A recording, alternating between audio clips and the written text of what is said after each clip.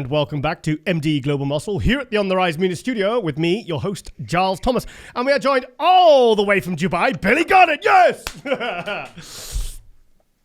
No, that was an intro. That was an intro. Do you like my Kermit arms? I like it, man. I like it. That sounds, yeah, I don't know if I'm ripping you off with the host Billy on Instagram or the host, I mean, I don't know. But I tell you what, it was good. I liked it. I might use that. Good. Right, Billy. Right, okay. Now, the first time you and I ever had any interaction was when I put you in my Euro Muscle Scene column in MD. I think that was, was it 2010 or 2011? I think it might have been 2009 or 10, man. Yeah. 10. It was because the column started in 2010, yeah. So there you go. 2010. Yeah, you were awesome. That was awesome, man. You gave me like the middle page to the left with a transformation photo. It was when men's physique was just beginning. Yep, and you weren't in a snazzy suit. You were in some posing board shorts. Yeah, I think it was blue and yellow posing trunk cum shorts. A lot of thigh and less the trunk. Yeah. So let's go back. Let's start with you. I mean, when was the last time you actually competed then? Because that was 9 years ago. Have you competed since? That was it, man. That was it. Here's the thing. So, you get a lot of people saying, all right, so you're in the bodybuilding industry, but you never competed, or why didn't you compete? And the most popular one we're getting now, I'm sure you heard, is, were you ever pro or have you turned pro? But you know what it was like back in 2010, man, is that especially coming from the UK and Ireland, pro status was a very, very rare thing. More so whenever I left Ireland, I moved to New York. So it was virtually impossible to become a competitor in New York and turn pro, step on an MPC stage, even with a visa, even with a legal document to allow you to be in the US, it was just virtually impossible. So I never got that opportunity to compete after that. Right up you did, man. So yeah, it's been about 9-10 years, a very, very long time. Okay, so, I mean, you said there you moved to New York, and now you're living in Dubai. Now, people will probably think, I know this guy from somewhere, but you've become a very well-known, very well-respected MC in the Pro League. I've seen you associated with like Robin Chang and Athleticon and all these different people. So what was the reason for those moves? The moves to Dubai as far as home-wise? Yeah. Work-wise. Well, work-wise, first and foremost, I've been in the fitness industry since I was 15, right? So I started off personal training and all that usual stuff that we all do. And then we all become professional athletes. We get injured. We find a different role to play within the fitness industry. And it kind of just evolved from that. Going way back to that 2010 era and beyond, or just in and around that, there was a time in the UK where there was a training group of personal trainers, which was called Physique Elite at the time. It was headed by Neil Hill and Chris Gethin. Yes. Yeah. So I was actually a part of that. Oh, okay. Way back in the day. Yeah. So what happened was when I was in New York, went back to the UK, became a I don't know, like a part of the expo in the UK that was back then up in Birmingham. Body Power.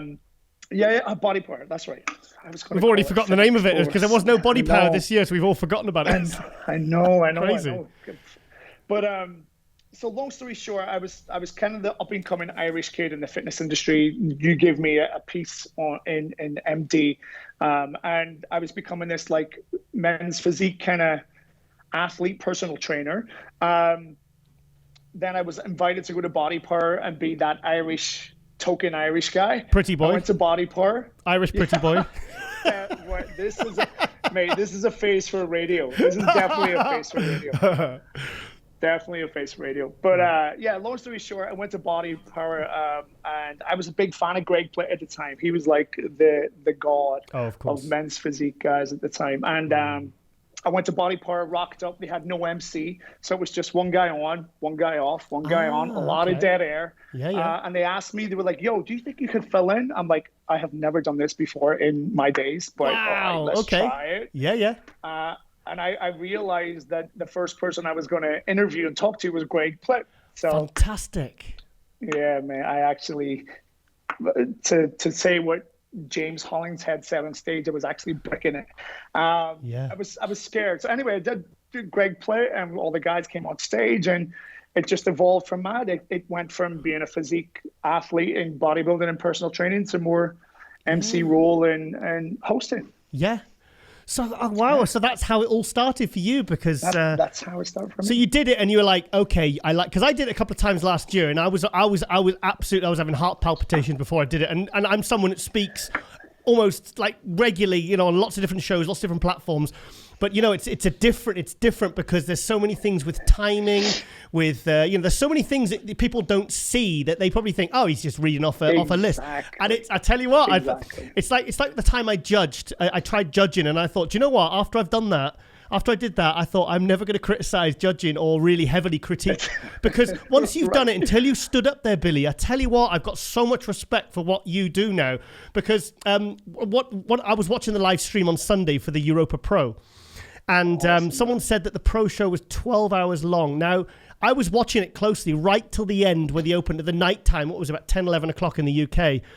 And I was and you weren't missing a beat, mate. You were not missing a beat. You were like, I was looking for some sweat drawing down you. Because I did one, and I think I was up there for about 7 hours, and you were up for nearly double that. So, yeah, it's not as easy as it looks. Thank you, man. So, fair play to you, mate. Yeah. Thank you, man. I'd like to say that means a lot coming from you, man. You do this day in, day out, and you've done it for aeons. So to hear that from you, I really appreciate it, pal. But it was a long day. It was a long day. But I mean, the only reason it was so long is that we had to go with government guidelines, right? We had to make sure that everyone was socially distanced. We had to make sure the divisions didn't cross in the backstage area. Yeah. So once one group came in, another group had to sanitize and switch, and then one group had to go out. So it was definitely a lot of balls in the air that had to be juggled. But I'll tell you what, like John Enrico, Emilio, and Barbara, and their volunteers or whoever they pulled it off amazingly. Even with those small breaks, they did an amazing job. So it made my job a hell of a lot easier. Yeah, and I mean, people don't realize. I mean, you and I have competed. We've been on stage emceeing, and you've done it in trunks or board shorts, or whatever. Okay, not judging. And obviously you're up there in a 3-piece suit, and it's long hours. And people don't realize when you get under those lights, even when say you get up to present a trophy or something, you don't realize how hot it is up on stage. So you're there under those lights, trying to maintain a level of energy and enthusiasm and concentration for 12 hours. Yeah, we actually wrapped that show at 12:30 a.m. Alicante time. Yeah, 12:30 a.m. Wow. And the show kicked off around 9:55 a.m. Yeah.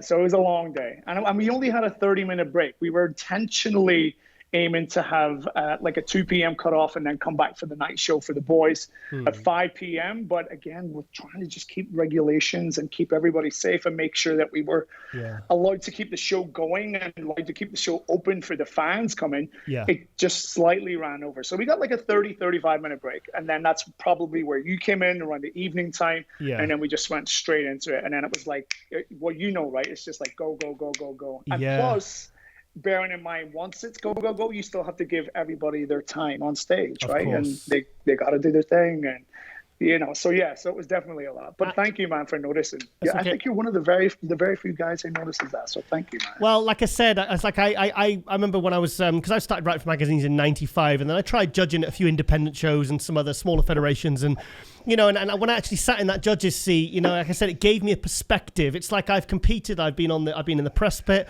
So I've seen all these different kind of points of view and perspectives. And, it gives you that insider's kind of, you're looking through a judge's eyes because you are a judge. And it's the same with being an MC. I quickly realized, I think in the first 2 hours of doing it, I was like, holy shit, this is not just reading numbers off. There's a lot you got to, because I mean, one of the shows, there was like chaos going on behind the curtain, and you can't even address it. So I can only imagine what these huge, because how many competitors were in Spain? I think the first 2 days, I want to say 700 within the first 3 days. Wow. Yeah, it was crazy. Wow. And bearing in mind, very, very little of them spoke English. If it was English, it was broken, and the majority of the population was Spanish. So we definitely had like a communication to try and work through. So it was hard, man, but I totally get what you're saying. I was quite impressed with your pronouncing it. I can't even say it now. There's irony. How you said the names. Yeah, that was cool. I know. Funny enough, you know what I think it is for us, man, is that I think we have that European advantage. You know what I mean? I think we get that European advantage where we get to live in the UK and Ireland. We get to go to Spain and France and Italy and all these, we get to go to Russia. And, even we can even come here to the Middle East very, very easily as opposed to most of the people in North America or Canada or South. So I think that has stood me well. I actually thought you were going to say we've got sexy accents.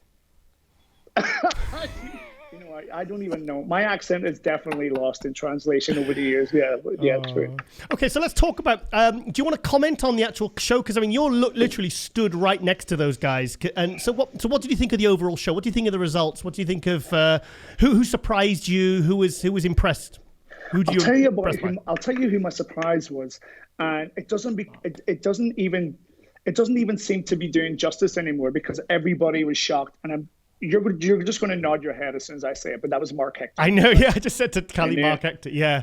Mark Hector, man. Like, where did this kid come from? Like, for real, where did he come from? Like, he's a. I'll tell you what, the UK represented at this show, man. Yeah. Like, you guys had James, then the other James, and then you had Mark, and then Samson. Rhea taking first place in figure. Then you had a young girl called Kamala Graham in fitness who just missed out in a place. She's the one with the nice X shape, the blonde girl. Yeah, she was great. I thought in the swimsuit round, I thought she looked incredible, and I liked her routine as well. But she was memorable.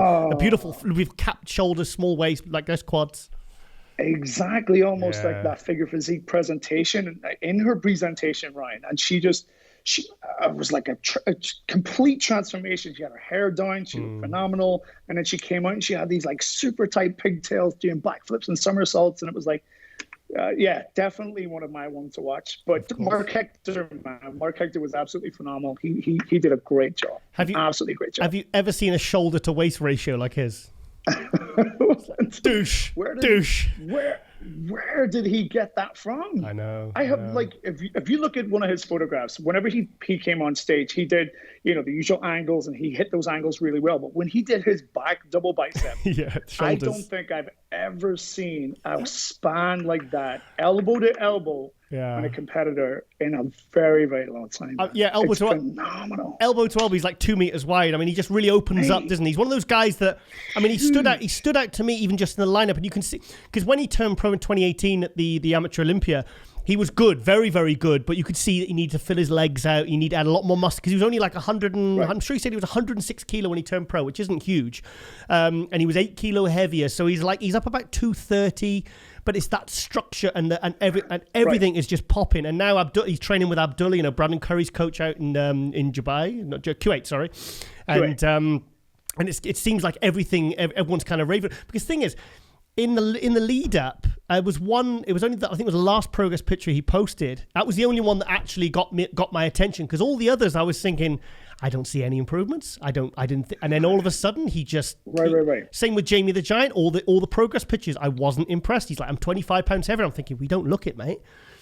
Then I'll tell you what, he walked past me on that stage. I think it was phenomenal. Like. I don't know what happened to these boys over the case of like this lockdown, but whatever they're doing right. But Mark, Mark was. Obviously he has room to grow, and he definitely needs to grow, and he definitely needs to improve in small paces. Lower half of his body, hamstrings need to tie in. But I'll tell you what, I actually pulled him. Just you won't see it on the live stream, but I was like, you remind me of Patrick Moore, 2019 Olympia stage. Yeah, I was like. That is the impact that you made today.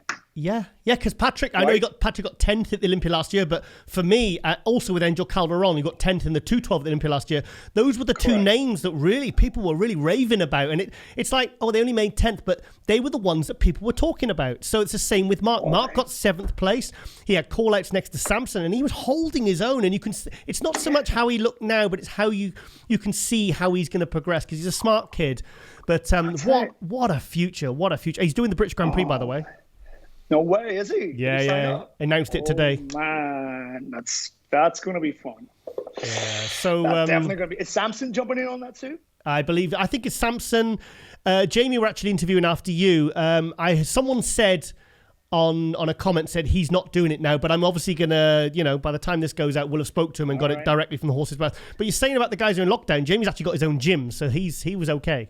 All right. So that's the secret. You got to own your own gym during lockdown. Yeah. So what about James Holland said? I mean, obviously that was a huge win. It was so nice that he went in, because obviously he was paying respect to Luke, and he said he came out with a T-shirt. And what was that like? What was that like seeing him in the flesh, and what sort of atmosphere did it generate? Do you know what? That was the first time I ever met James. In fact, it was the first time I met all the boys, especially in that lineup. Now, as you know, all of us were expecting Rami to come in. And once you hear Rami on the page, you're like, all right. So there's your top two at least. There's one or two somewhere. Top two. And then, one or two somewhere. And then you think, all right, so Rafa's looking HD shredded on his Instagram page. Then you have Regan, whose back is just phenomenal. Lucas, I didn't really see much of on socials, but then that's Lucas, right? And then and then you see James's constant episodes coming up towards the show. And you're like, oh my God, there's 5, 6, 7 guys. Samson coming back from Korea. He's been in quarantine. He's taken up a lot of space. People starting to recognize him. Yeah. So there's 5, 6, 7 guys all fighting for 3 places and 1 champion. And then it's just like, where do you go? And if I'm being honest, I thought James is going to be at least top 4, top 5. But I'll tell you what, the package that James Hollings had brought to that stage, no one could question the effort that dude put in. It was phenomenal. I'm talking about a big dude, man. Very Branch Warren-esque, only prettier. Straight. This is a very, very peculiar question, but have you ever hugged James? No, I don't think my arms are long enough. It's literally like hugging a tree. I remember because I went did the Brandon Curry Olympia All-Star Tour back in February. And we went to Muscleworks Orpington where we did one of the seminars. And Luke and James came. And I remember just I was like, literally, they're both such huge, dense. I mean, James is squatting, what was it, 7 plates for 8 reps to the floor. It's just, he's such a powerful guy, I actually caught a lot of shit from his fans because I was asked to. I don't like commenting on live streams. I only like to comment on live play-by-plays if I'm actually there. Otherwise, I just kind of sit back and I watch. But they actually asked me on Sunday. They said, "Look, we've paid for you for the pay-per-view. Can you please comment and stuff?" So I was like, and honestly, on the live stream, he didn't look like the outstanding winner to me. So I'm actually going to get some. Emilio's has sent me some high quality footage that I can review because, with Ian Valliere, from some of the footage and the images and the poor quality images, I had him 5th place, Ian Valliere at the New York Pro. And then when I saw the high quality stuff, I was like, oh, I can see why he won. So I think I'm gonna, So I'm not gonna backtrack, but I'm gonna review it because James is someone I think you really have to just kind of see in the flesh, like you did. Right. Yeah, it's phenomenal. It's kind of like Lucas. Lucas has a lot of people who comment on him, but then about his physique and shape whenever he walks on stage. But whenever judges ask Lucas to hit a pose, he's there. That pose is comparable to anyone. But when he walks out, he's people say he doesn't have the most prettiest stage. He's not very aesthetic. But again, you ask him to hit a back double bicep, he's in the mix. You ask him to hit a side tricep, he's in the mix. You ask him to hit a most muscular, he's in the mix. So it was definitely a phenomenal lineup. And I'll tell you what, talking about James's tribute to Luke, it was very emotional. And I didn't want to bring it up. I actually talked to James about that, and I said, look, I could have talked to him about a million things about Luke and this year and what he went through emotionally and what he went through after Luke's passing. But it was and that would have took up time. But I didn't want, no disrespect to Luke, I didn't want that to take up time for James. I know what you're getting at. Yeah, you want it to be James's moment rather than this is a tribute to Luke and he's doing it. I know what you mean. So exactly. So that's good. Exactly. But it was definitely nice, man. Bringing out that T-shirt and placing it there, he had his boy with him, man. And even in that brief interview that we did, that small winner speech, he brought it up without mentioning it. It was just a really nice moment, man. So yeah, it was cool. I think it's kind of, obviously it's been a stressful year with COVID, and it's been devastating for a lot of people with the whole Luke thing aside, because that absolutely, I've never seen anything hit the fitness in the bodybuilding industry so hard, internationally, as when Luke passed. But I think not just this win for James, but the way that he kind of, like when Luke passed, he kind of, James, I've had James on the show, he really kind of just, it made him hyper-focused, like really, because obviously you want some structure or distraction to kind of, to process the grief. And he kind of went deep underground with his training and really, like you said, it's hyper-focused. That's the only thing way to describe it. And something positive came out of something just absolutely horrific that devastated everyone. I'm sure that a lot of people felt a lot of comfort, a lot of joy from James's win and how he's managed to kind of just excel since all this happened, Yeah. He was a rock, man. He was definitely a rock. He never let the emotion get the best of him. He stayed focused and true, like you said, hyper-focused and true to what his goal was. Yeah. And he nailed it. Absolutely nailed it. Yeah. You can't fault the dude. Phenomenal. So are you hosting Romania? No, man. What? What? Tim, sort it out, mate. Come on. I know. Where is TG, man? Where is TG and TG Eileen? Flex. No, I'm not. I think Sean Ray usually does that show. I think Sean did it last year. That's right. Yeah, so that's right. That's right. So whenever those guys come in, I think that's what's going to happen. I think my next show is going to be Italy, the San Marino Pro again, man. What date's that? Which is going to be, I think this November 21, 22. Oh, well, I went to the San Marino in 2017, and that was the one when Hadi completely took the whole bodybuilding world by storm and beat Brandon and many felt should have beat Cedric, who was actually bang on that day. So and I love the village, I love the place, I love the atmosphere, the organization. So you're going to be at that one. So what pro categories are there at San Marino? As of now, I'm not too sure. Because they're not confirmed. Everybody's just waiting for the last minute, right? Things are moving, things are shifting. Gian Enrico and Barbara Bagnuello are the promoters of Italy, so they were also the co-promoters of the Europa Pro and European Championships. Yeah. And they have a regional on this weekend. So I guess whenever they finish their regional this weekend, then they'll start to fine-tune the details. I think it's also a 2021 Olympia qualifier, so that's going to be fun. Okay. And there's definitely going to be a lot of guys who possibly competed last weekend, shifting over to that.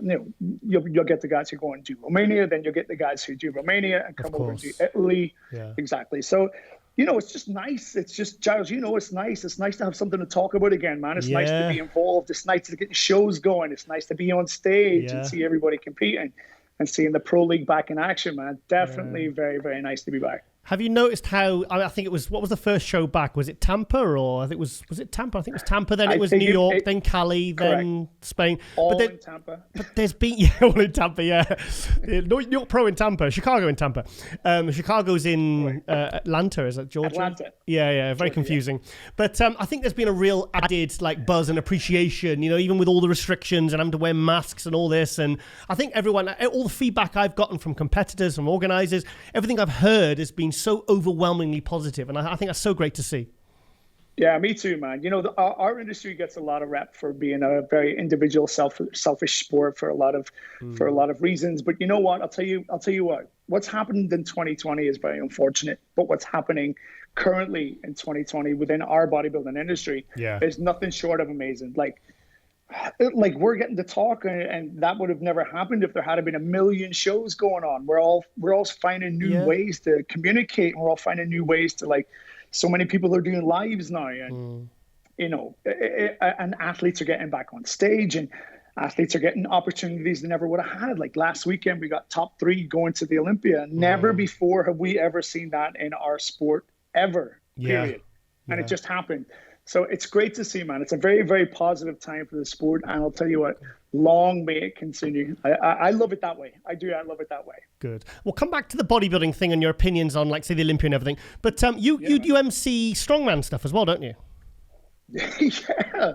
So that's such a random thing as well. So Tony Doherty from Australia has a lot to do with that. So going back to how I got into the industry. So I did the Body Power 2010, then I did 2000 and 2011, and I thought, okay, maybe I'd like to do more of this, man. And we all grew up watching the Olympia, so I was like, all right, so I know Robin Chang produces the Olympia. I've watched the Olympia grow since whatever age. I'm like, I like how that runs. I want to figure out how to do that.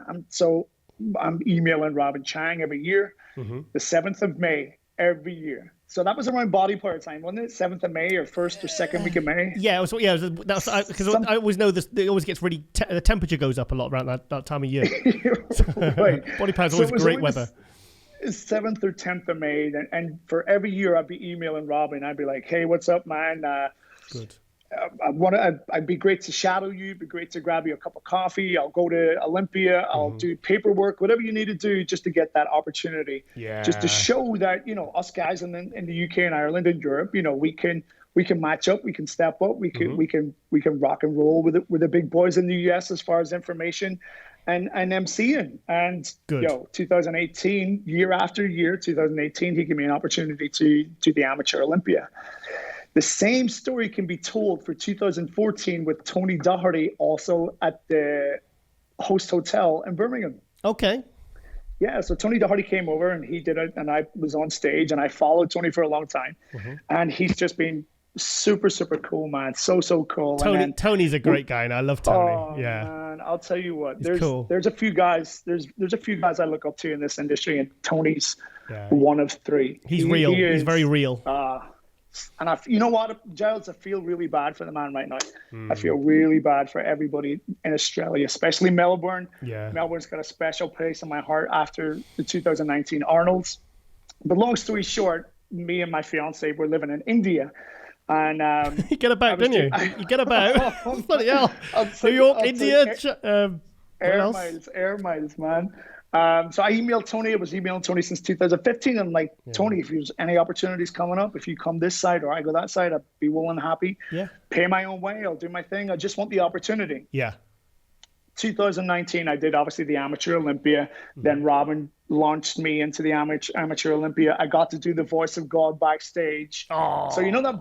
Oh, did I know? It was amazing. 2018 Amateur Olympia. Robin's like, yo, I like your voice. Do you think you can be and on the piece of paper it says VOG. VOG, Voice of God. Wow, okay. No idea what VOG is. Yeah. So he's like, it's the Voice of God. Do you think you could put your voice to the tannoid to introduce Dave Pecker, who was obviously the owner at the time, Jim, and Bob Ciccarillo, and stand for the national anthem? I'm like, remember that quote with Richard Branson said, right? What? If you don't know how to do it, say yes and figure it out. Yes. Yeah. Mate, you're talking. I've done that about 1,000. I do it every day, mate. Right. So I did it. And I'll tell you what, that experience was still at the peak, still at the pinnacle of what I'm doing, man.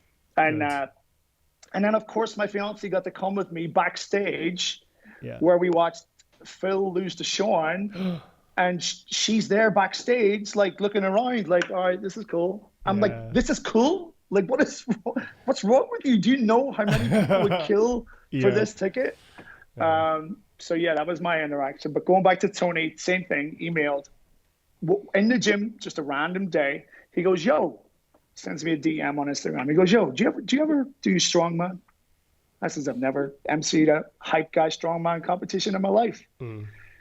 He says, if you still want that opportunity, I need somebody to do it. Oh, wow. And I says, Richard Branson popped in the head again. Yeah.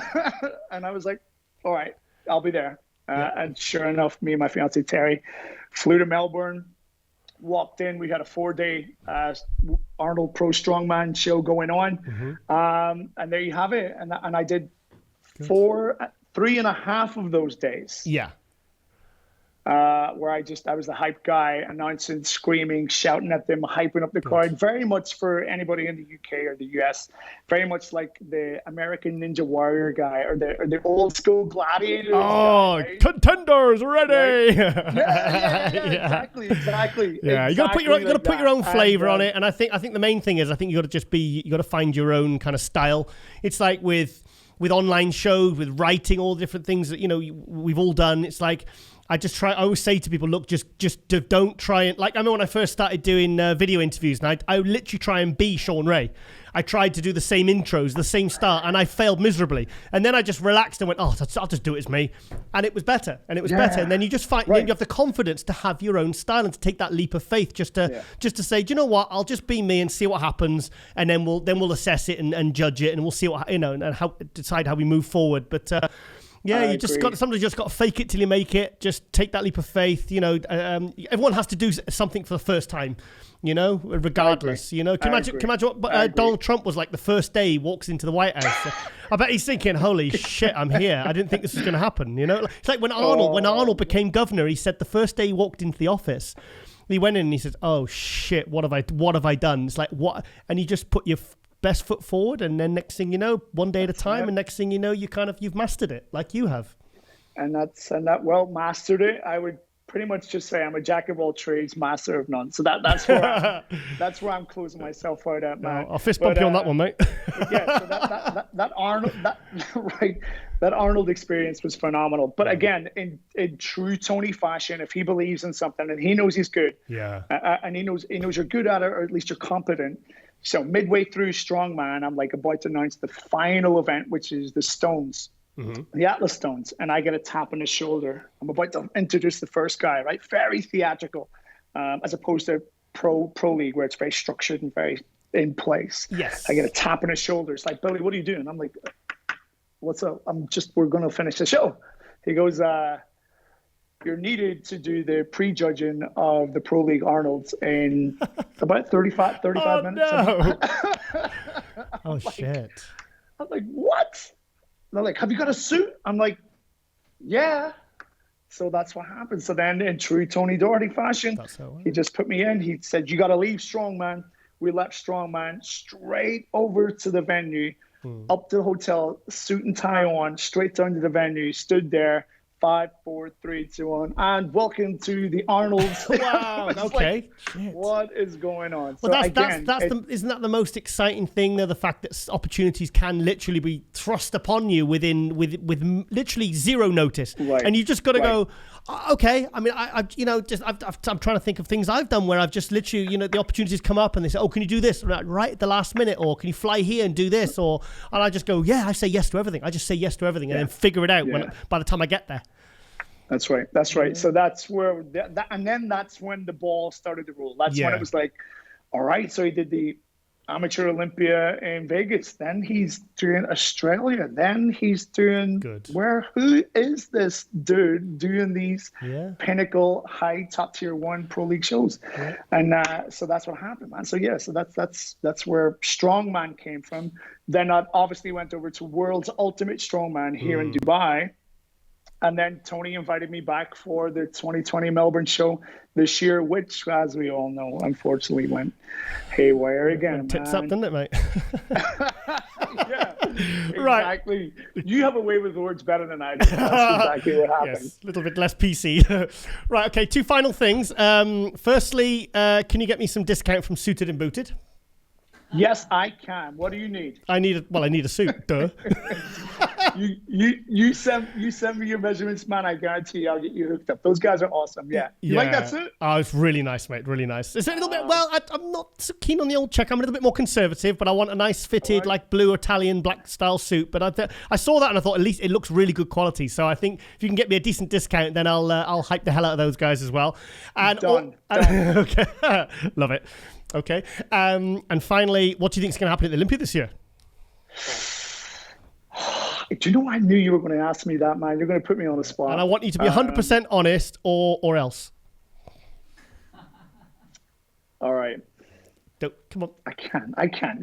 Take your pro league cap off now. You got to be brutally honest. I know you're friends with these people, but they won't be offended. They'll just, So come on. All right, I'm going to give you a top 3, and it's the same, and it's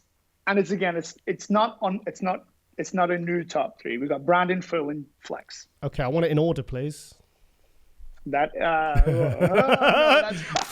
get the thumb screws, Khalid. No. I'll tell you what, because listen, all those boys are phenomenal. I'll tell you what, Giles. I'll tell you how good those gentlemen are. Like, I'm in Dubai, and Brandon's texting. He's like, "Yo, I'm going to be in Abu Dhabi for a while. Try and catch up." Yeah. Flex was the first person to message me off stage at the Europa Pro. He was like, "Bro, an amazing show. Thank you very much." Ruley was even in there. He's like, "Bro, has a show." And then, and Phil's obviously along with Danny Garcia and DJ and Robin with Athleticon. So he's even throwing comments in the mix. So Listen, all those gentlemen are absolutely pioneers and amazing guys. I'm going to keep it positive, man. They're awesome dudes to have in the pro league.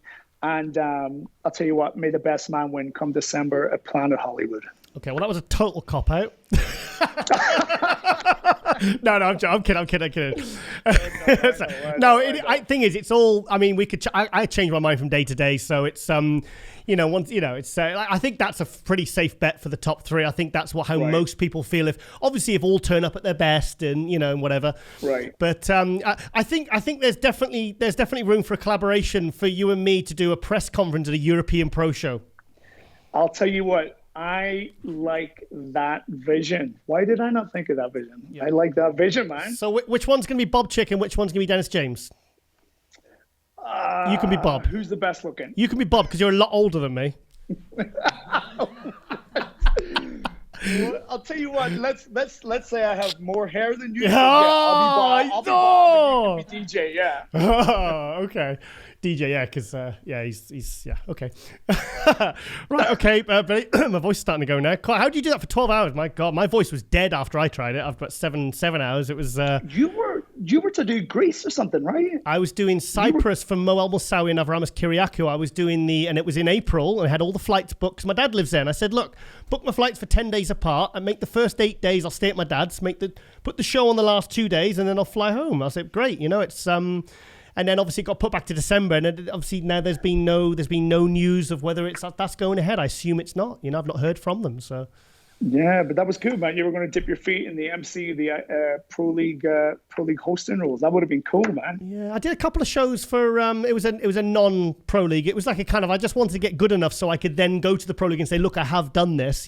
Just if you ever need anyone, you're ever stuck, just let me know. But yeah, it's like those kind of plans I've got. Plus I'm so busy with. Because we're doing multiple shows from this studio now, and we're doing a lot of training footage and stuff like that. It's like, more than once or twice a year, I just don't think it'd be possible, to be honest, because I've got that many different things going on at the moment. So fingers and pies, man. Fingers and pies. I love it, though. It's great, though, isn't it? It's great being involved in the industry, and we're kind of, we're all kind of like failed bodybuilders in a way, because when I was 15, I thought I was going to be like Dorian Yates and Sean Ray, and it kind of didn't pan out. We did a few shows, or you did one show. It's like and then you kind of find your role. You find your own role in the industry, some way to be. For me, it's all about. I'm sure you feel the same way. It's about making a contribution and being in the heart of it. That's exactly right. That was my number one goal, was to be involved with Robin Chang on any level. Yeah, Giles, and I mean any level. In my humble opinion, Robin brought the Olympia from the Mandalay Bay to the Orleans. Whatever people want to say about the Orleans in the modern day occasion. I didn't mind the Orleans. Mate, I didn't mind. Sorry for that. I didn't mind. I thought the Orleans is amazing. And to accommodate that many people at that many time and that many fans. Did a great job. From the Mandalay Bay to where it was. Listen, and by the way, I just want to give a shout out to Jake Wood and Dan Solomon. How good a job are those boys doing, man? Yeah. Every week, new announcements, big announcements. Jake is really putting his money where his mouth is. It's almost like he's like saying, right, any profit goes straight back in. Oh man, I'll tell you what, the effort that the adversity and they've been facing this year. Yeah. It probably would have been easier just to say, look, listen, we're going to have to cancel it this year and we're going to have to go for 2021, but. Yeah. I'll tell you what, Dan is doing a phenomenal job, not only behind the scenes, but in front with social media.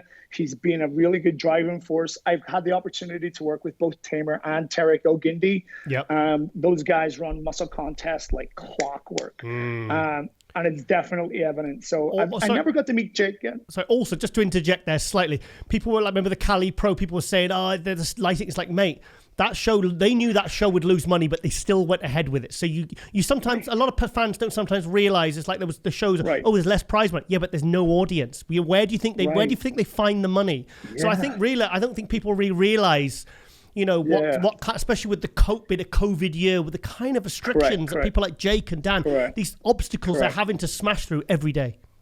Correct, man. And listen, if I had a hat, I would tip it. They're doing a phenomenal job. And the industry's starting to see it, and the fans are definitely believing in it. 100%.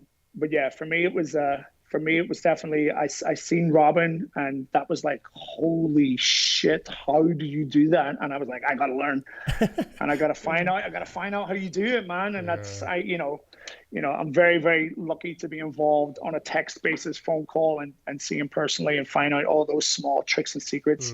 And by the way, you will not be disappointed with Athleticon next year. Ooh. Yeah, you will not be disappointed. Okay. I don't know if we have room to talk about Athleticon. In fact, I want to get Robin on this show and talk about Athleticon. I tell you what, why don't we do a split screen for another episode with both of you on, and then you can tell us, and we'll do a special spin-off Global Muscle. I think that definitely has room to happen. Giles, what DJ and Danny and Robin. So who's DJ? Who's DJ? I do the Dwayne Johnson. Never heard of him. Is he the most followed man in America now? Like 20 million followers or something. I mean, that's even more than Carlene. 200 million. You've got 20 million. You got 20 million. He's got 200 million. Right. Okay. I've got 6. Just 6.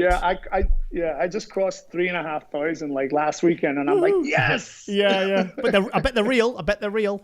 They're all real, not bought or paid. Yeah. But yeah, Athleticon, man.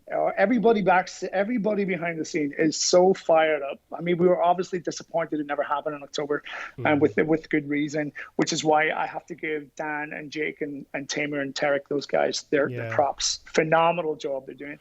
But as far as Athleticon goes, you're definitely going to see our 2 major shows, which is MPC Worldwide Championships, which is exciting. I don't know if you've heard about that, but then we have the Icon World Classic, which is going to be insane. Okay. Finally, one final thing very quickly. You're involved with this Dubai Muscle Show, aren't you? There's the MPC qualifier. Well, that's actually from the Dubai Muscle Show promoters, pal. So thank you for posting that, by the way. It was very, very cool of you. Thank you. Sorry, they're going to be the promoters of the show. Obviously, being in Dubai, it's easy to maybe assist and help and do the backroom stuff. Like you said, when you're on stage, you have chaotic madness behind you, and you're trying to call it competitor 245. Well, so I'm going to be here on hand to try and help with those boys doing that. But they're also, this is a new step for the IFBB Pro League. We haven't had a Pro League show in Dubai for a very long time. Jim and Tyler were huge advocates of making this happen. Robin was introductory between the Dubai Muscle Show promoters, and then I'm there just to try and help out in any way I can. So this is definitely going to be a very good year. It's nice, right? Dubai. We all want to come to Dubai. If we get a pro show in Dubai, then God knows where it goes, man. So it's all exciting. Am I allowed in Dubai or more? Can I come more? You come, man. You'll be here. You could stay with me, pal. Yeah! You could definitely stay with me. Definite answer that one.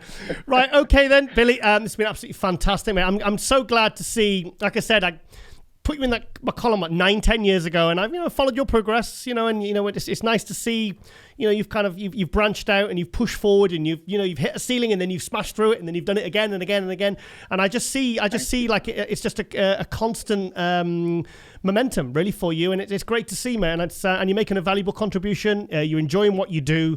You're traveling, and you've got a great life out there in Dubai, and there's a very sexy apartment there. So it's at least this is. Yeah. Right. Okay then, mate. Well, I'd love, if I get to San Marino, I'll obviously hope to see you there. And I would hope you'd be there. So you're supposed to be bloody emceeing. So yeah. But listen, man, Giles, just before you cut off, I want to say a huge thank you for what you're doing in the industry. I've been a big fan for a very long time. I've read all your columns.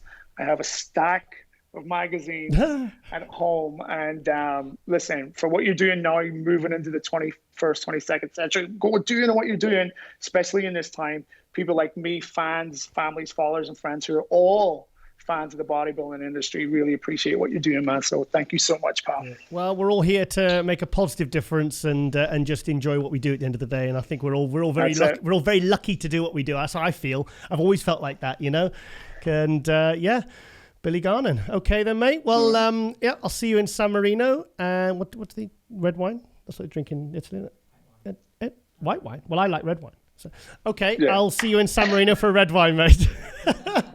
Drinks are on me. Okay then, Billy. All right then. Thank you. Bye, guys. Bye-bye.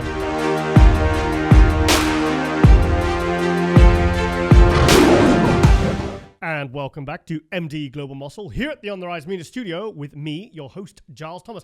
And we are joined all the way from somewhere down south, Figure Pro European Pro Champ Rhea Gayle. Yay!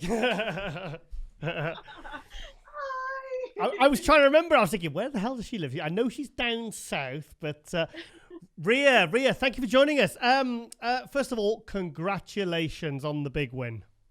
Thank you so much. Thank you so much. So, tell us, what was it like? How are you feeling?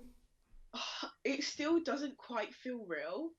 It's been one of those moments that's sort of on my competitive bucket list, you know, to place top 5 at shows and then eventually sort of get that pro win.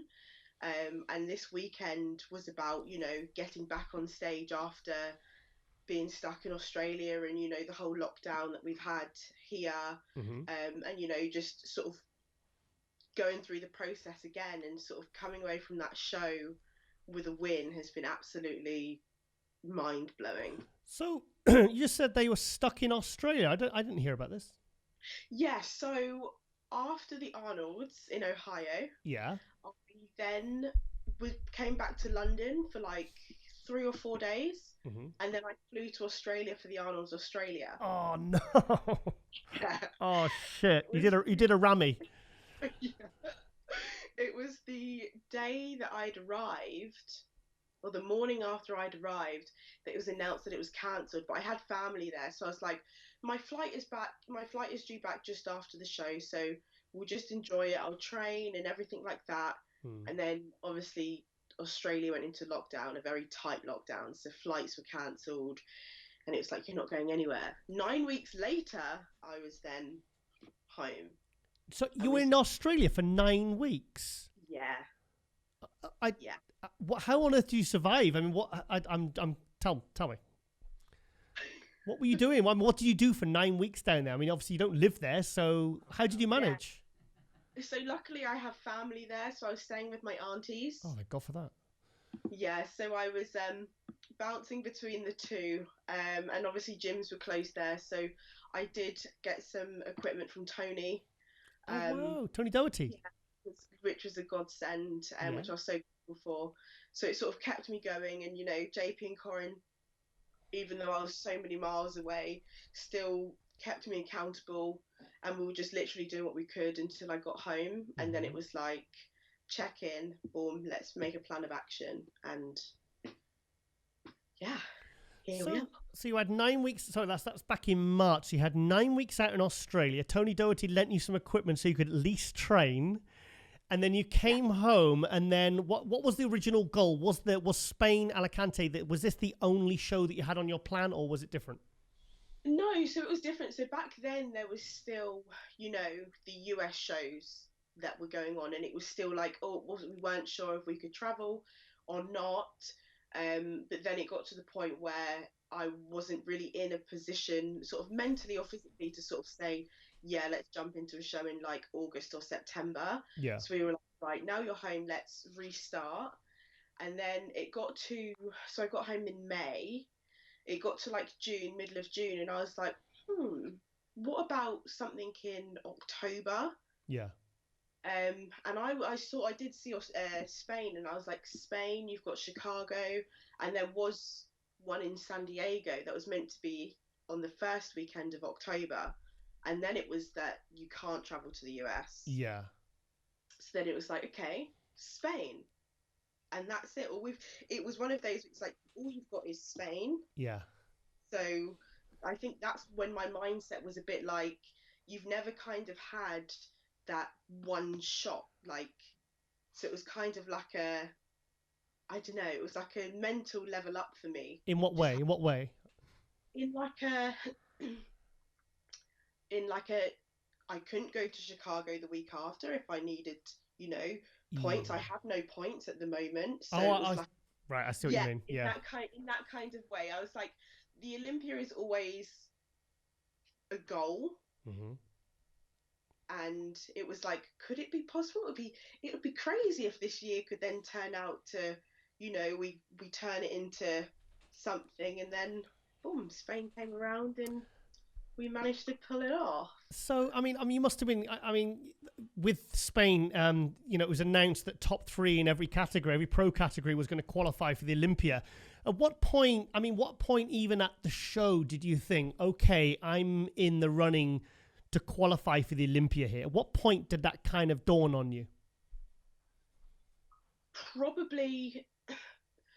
It was probably on stage in the first call outs as it was happening. Yeah. That's when I was like, okay, we're in the mix here. Because when I tell you that every single girl in that lineup brought their A game, and I think that's also another thing, is that these shows have, because of COVID and because of the restrictions and everything, these shows have become so competitive. Yes. So in the lineups, it's literally every single person is bringing their absolute best. So it was probably literally in that first call out when we were kind of being moved around that I was like, wow, like maybe we could do this. I mean, I saw that one of the ladies we had on the show, Rhea Gayle. I was looking at all her progress pictures and I was like, wow, she looks sensational. Yeah. And I looked on the score sheet and she got 10th. I mean, that was her first pro show. And I was like, if she got 10th, I mean, how was the standard? I mean, the standard was just unreal, So, I mean, you turned pro in, was it 2018? Yes. 2018. Last year, you were 13th place at the Olympia. This year, you were 8th place at the Arnold Classic. And now you've won your first pro show in a very, very highly competitive pro show.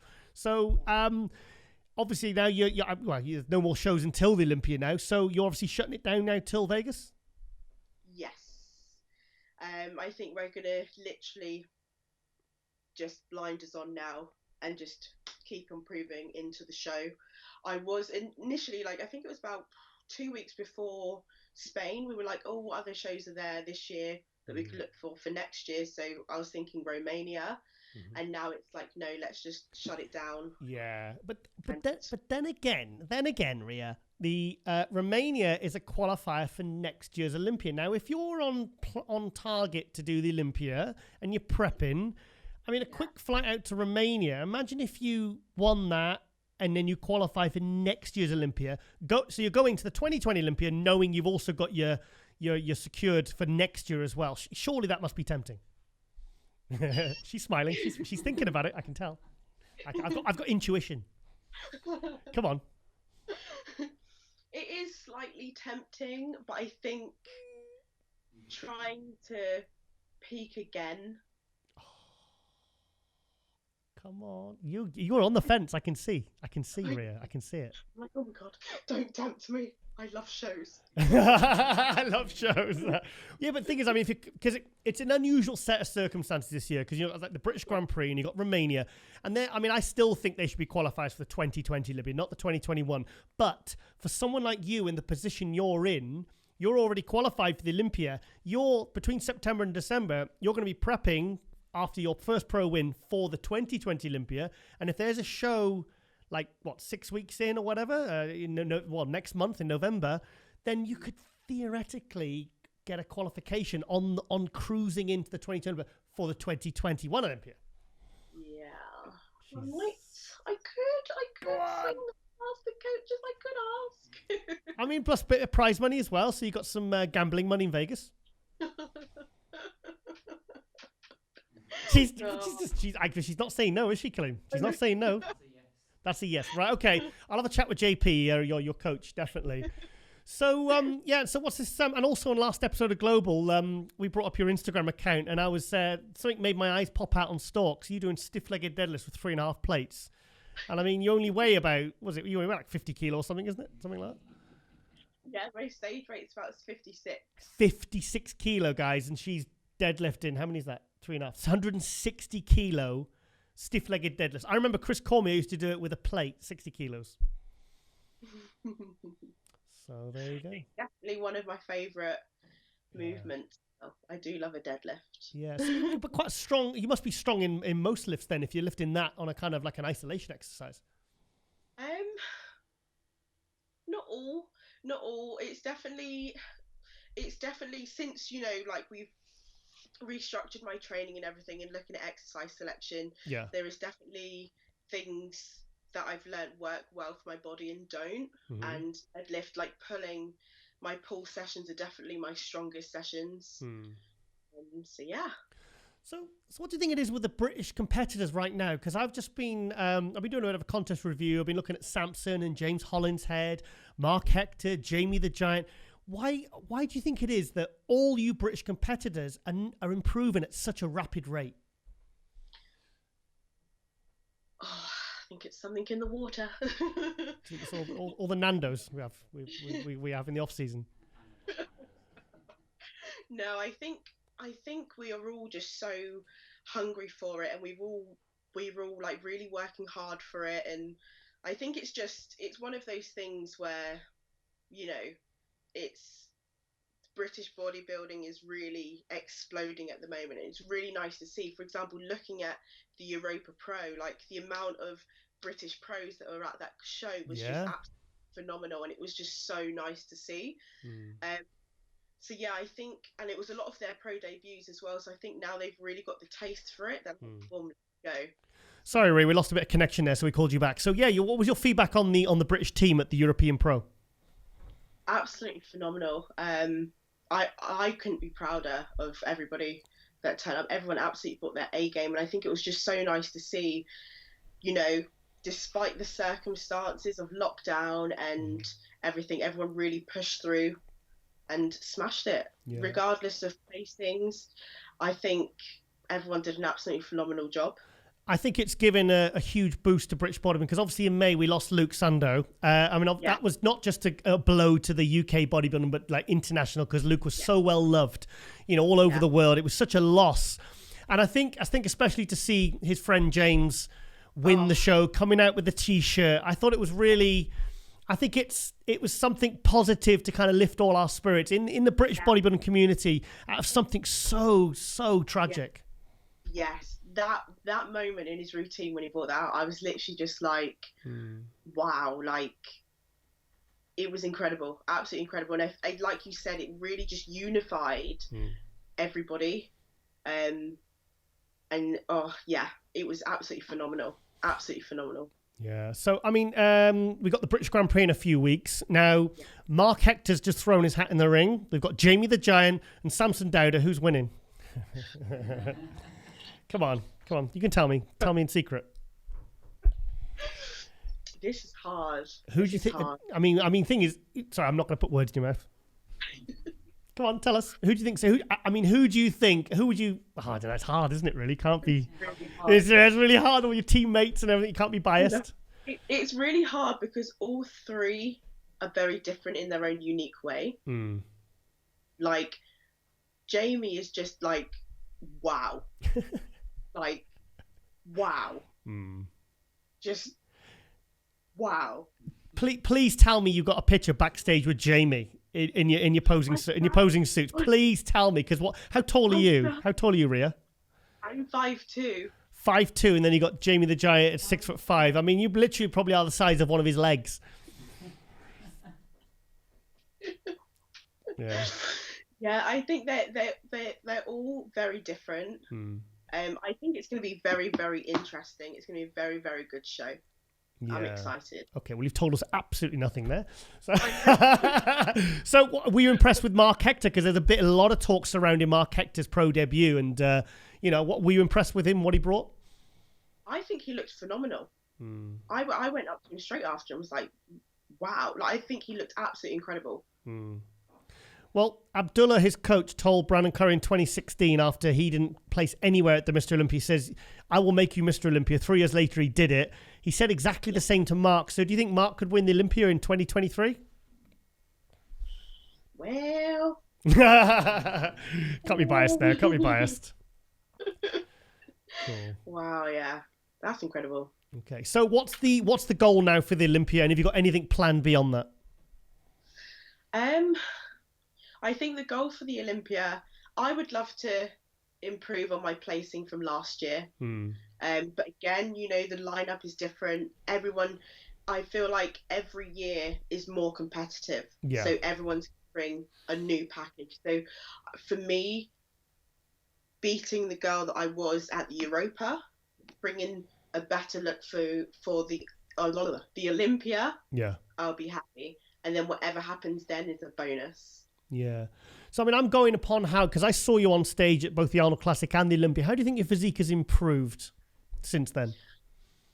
I definitely feel, this might sound really bizarre, but even though I was on the Olympia stage last year and the Arnold's this year, I feel like I'm finally growing into a pro physique. Yeah. In terms of developing more on what the judges have asked for, really trying to bring up my legs and bring up a more balanced physique. And I feel like I brought my legs up a bit more for the Europa, and now the next 9 weeks leading into the Olympia, really trying to work on that a bit more. Yeah, I think your legs would definitely improve. So what did you change in your leg training? Did you double up sessions, or how did you improve them? No, so with this, I actually had a lot of people ask me post show. We changed the exercise selection again. Okay. So some things weren't really working. In terms of I was getting a bit of like few niggles in my hips from like free bar squatting and stuff like that. But it was more so my mindset in training. My mindset was literally 110% every single session, whether I'm tired or not. 100%, because this whole lockdown has taught me that gyms are being closed left, right and centre, and we can't take each session for advantage anymore. Not that I would, but nothing's guaranteed right now. So is a session that has to be 110% because we never know what's going to be happening in the future.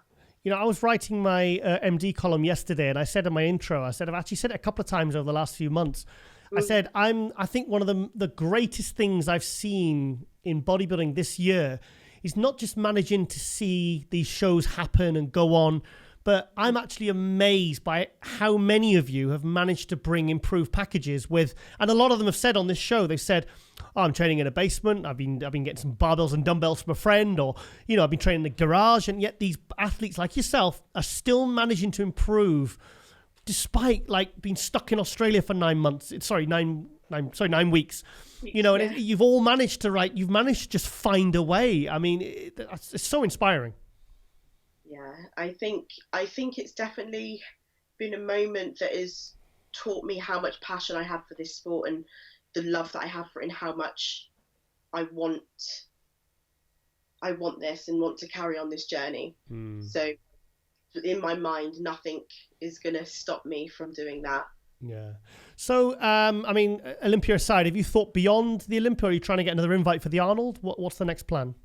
I would love to apply for the Arnold's again and see what happens. And also, once the show list for next year comes out, then I can sort of start mapping for next year.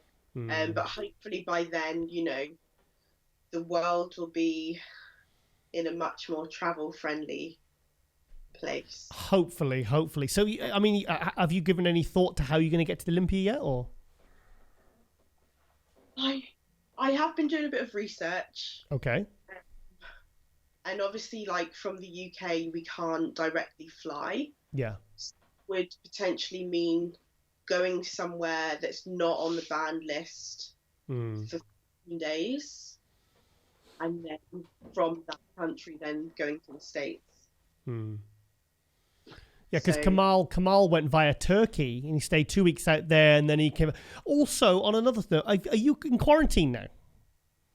Technically, you're in quarantine now. You've come back from Spain. Yes. Okay, how's that like? How's that doing? Is that? It's all right. It's all right.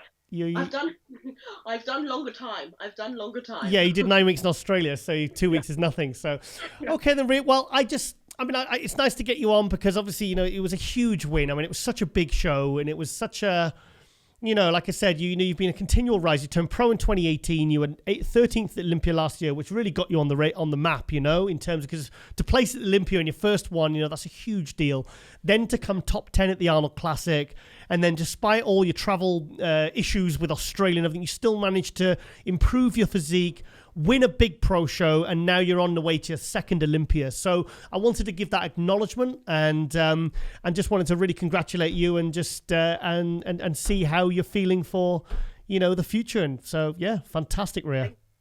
Thank you so much. Honestly, it still doesn't feel real. Like the journey from 2018 till now still kind of feels like I'm on cloud 9 from winning my pro card, which was actually in the same venue as the Europa. Oh, okay. Pro. I remember. I think I saw you saying that on Instagram, actually. Yeah. It was crazy.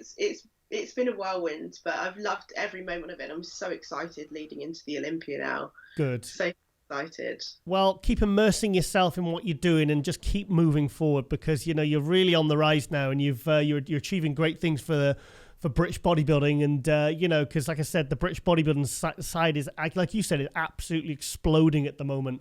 And it's a nice, like I said, nice positive bit of you know, momentum, you know, given that we lost Luke and of the COVID situation. And it's nice that you guys are still rising to the top, you know, regardless of all these obstacles and challenges, you know, that we've all faced, you know, especially yourself. So okay then, Rhea, well, I will see you hopefully in Las Vegas, and keep improving, and yeah, let's see you in that top 10. Thank you. Okay. All right then, Rhea, thanks a lot. Bye bye.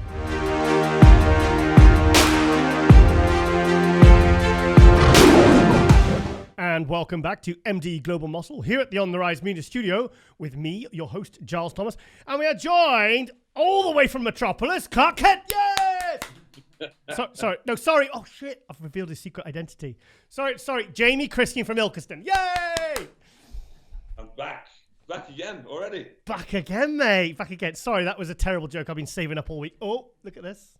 Thank you for the distraction. For you, Giles. I like thought that. You'd appreciate that one. Well, I want my mug back, please. Then you spat my coffee out. Firstly, mate, right, okay. Well, also, firstly, the training footage of you the other week got a really good reception. It's all Jamie this, Jamie that, all over the forums, all over social media. I think you've certainly made a statement. You just competed at Europa Pro in your pro debut. How are you feeling? I'm feeling like I'll answer the question after I've got this pen that my dog's chewing. Okay. Okay. Yeah, just get the pen off the dog. Sorry about that. It's all right. It's all right. You need the pen. Right. How am I feeling? So it's been a whirlwind of emotions, really. I feel great. That's the short answer. I feel amazing. Good. I know I said that you know, I was aiming for like a top 6, but coming out of the show the top 10, absolutely over the moon in that lineup as a pro debut. I just felt like I did what I set out to do, and that was to, as I said to you in the other week, was put kind of me, the giant, on the map in the IFBB, and I feel as though that was definitely achieved. I would say that you certainly achieved that. Because I'll be honest, until you posted that video that we posted at the end of the Global Muscle a couple of episodes ago, that was the one when you said you just trained and you were pumped. Your dog got the pen again. Sorry. Bloody dog. No, yes, that video that you saw, yeah. Yeah, sorry, that video, up until that point, I was seeing all your progress videos, and you were saying, I'm 20 pounds there, and I was thinking, I just don't see it. I didn't see the gains that you was like 25 pounds, a lot of muscle, even on someone like 6'5", your frame. And then all of a sudden you posted that video. I was like, okay, this is a completely different story. I asked you if it was Photoshop, but you said, no, it's a video, and you sent it to me. Called me a cheeky bugger. And then obviously we saw you on stage in Spain, and obviously I've got the how you looked when you turned pro in 2018. And you could see that you had made serious gains. I mean, so what was the difference in body weight from when you turned pro in 2018 to when you made your pro debut in Spain last weekend? It was actually only 10 pounds. Oh, wow. But I just think the 10 pounds are all in the right places, in the back and the upper body, some in the arms. And I just think we brought a fuller package. So, you know, the physique looked better. Yeah. And it gave me a great kind of imagination of what's to come as well. Oh, yes. I think that was the big takeaway for most people. It's like, wow, this guy's like 6'5". He's carrying a decent amount of muscle, but give him a year or two, this is going to be something like extra crazy. Yeah. For me, the biggest, the most instantly noticeable gains you'd made were with the arms and the back. Because, I mean, a couple of years ago, your arms were lacking for someone your size, you know. The good thing is, I said, you know, being as tall as you are, if you didn't have really good legs, you'd be wasting your time as a pro. But thankfully, your quads were absolutely enormous. And the thing is, you look polished, you were conditioned, you were separated. Your physique translated from what you were posting in your social media pictures even better when you came on stage. So you're a physique that translates, you know, and I think we're so used to seeing the opposite, you know? I said this to you, Giles, didn't I, when we met the other week, that I will need to stand next to other people for people to realise how big I am. Yeah. Because in a photo by myself or a video, you cannot assess any type of proportion. There's no gauge. And I think that was another thing. Like, I got so many messages from people saying, I knew you was big, but... Holy shit. Yeah. Yeah. Yeah, because I mean, when I got some, I was taking some, because I was watching the live stream, and I was taking photos with my phone of when they called you out next to Mark Hector. I mean, Mark is what? Is he about 5'9", maybe? Yeah, 5'9", 5'10". Is a similar height to Samson and James, I think. But I mean, when you stood next to him, I mean, and Mark was the other sensation of the show. He's probably one of the biggest talking points of the show. You know, aside from James and obviously, you know, some of the others. It was, you know, when you were next to him, I mean, you just saw, like, you literally towered over him. But even from the back, I mean, your back was more, there was more going on in your back. All the muscles separated. You looked like a really good seasoned pro up there, you know. So I think you must be feeling proud. Yeah, definitely. And I think one thing I've always said, I mean, I love competing anyway. There's bodybuilders that I hear on these podcasts sometimes saying that they don't enjoy the competitive part of it. Like, they enjoy the journey, but not the stage. And I'm like, wow, I must be fortunate that I enjoy both, but I love the stage so much. And one thing I wanted to go on there with was confidence. Yes. And smile and look like I enjoyed to be up there, because you're probably the same, Giles, as a person that watches these shows and gives judgment on them. The worst thing in the world is when you see a bodybuilder up on stage and they look like they don't want to be there. Yeah. Especially if they've dieted and killed themselves for 20 weeks and they go up there and give themselves a poor representation of their hard work. So I went on that stage, and excuse my French, but I think I fucking owned it. You did. I mean, I was watching, I was here actually in the studio. I was watching the live stream, and I was here with my lady, and she was saying, like, she your posing routine was one of the ones that she remembered most, because you were so, like, you just came out, you looked confident, you looked like you were enjoying yourself. You know, I could see that you smiled a little bit extra when you did your front lat spread. But I was like waiting for Clark Kent to swoop down and just take my place. But yeah, so what was it like? I mean, you know, competing against, you know, like the Rafael Brandeos, the James Hollinshead. What was it like overall as an experience, even with like all the COVID restrictions? What was it like over there? It was fantastic, Giles. I mean, and if you have ever been or not had chance yet to go to Alicante, I would definitely say go, because it's a lovely town. Yeah. They don't speak a word of English, but it's a lovely place.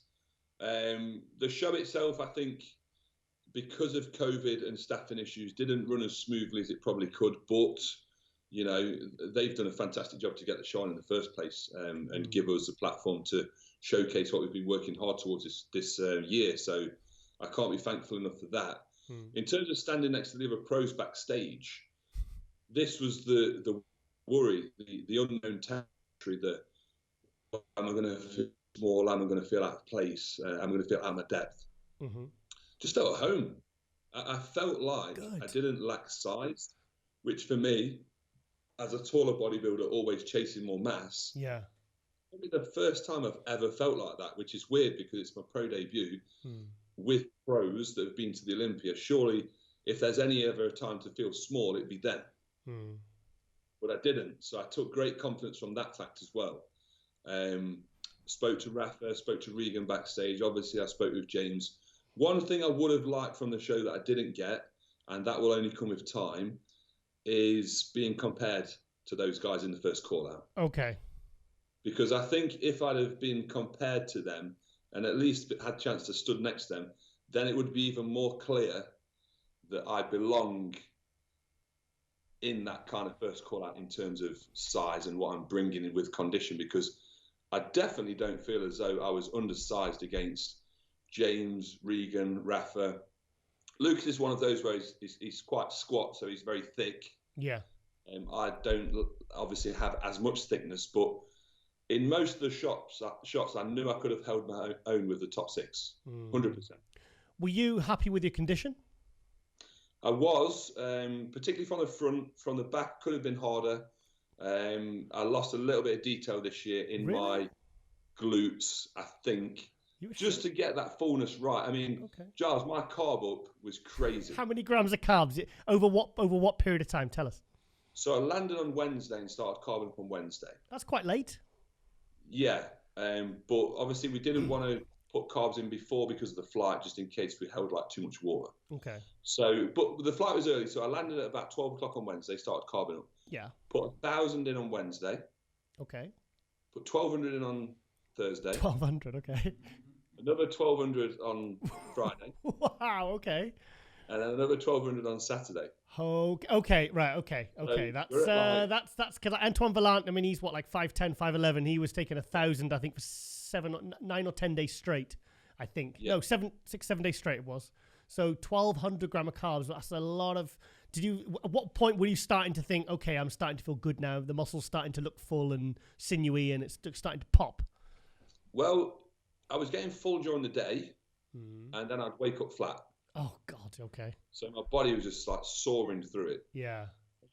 Come show day morning, we'd had about 5,000 grams of carbs. Okay. From what?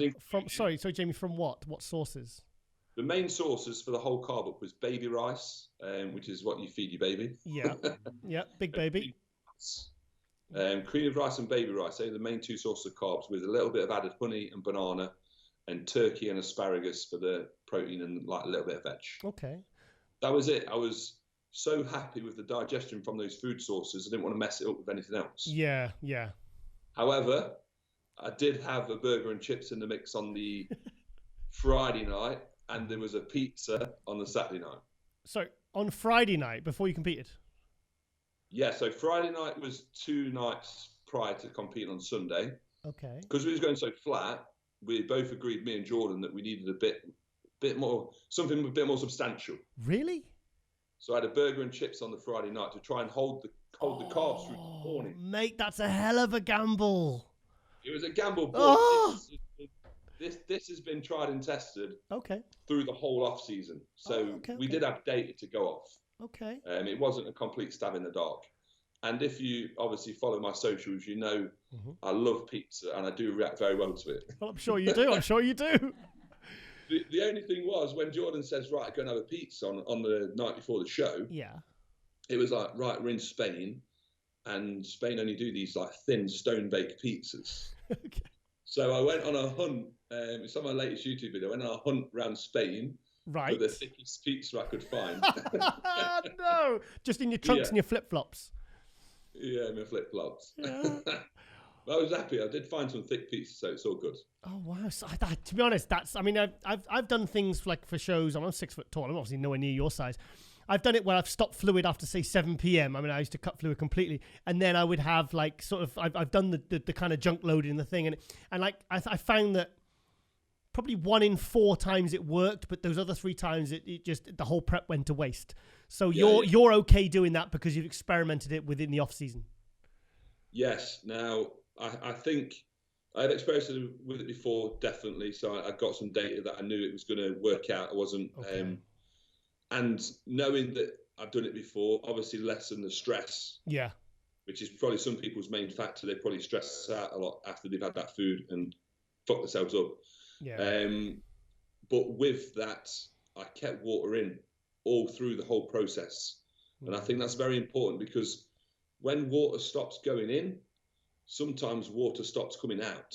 Okay. It holds on to it. And that's when, the water can displace from intramuscular to sub-Q, and you can get that layer. And I think that was one of the most take-home, or the biggest take-home from this prep, was that water stayed in throughout the carb up.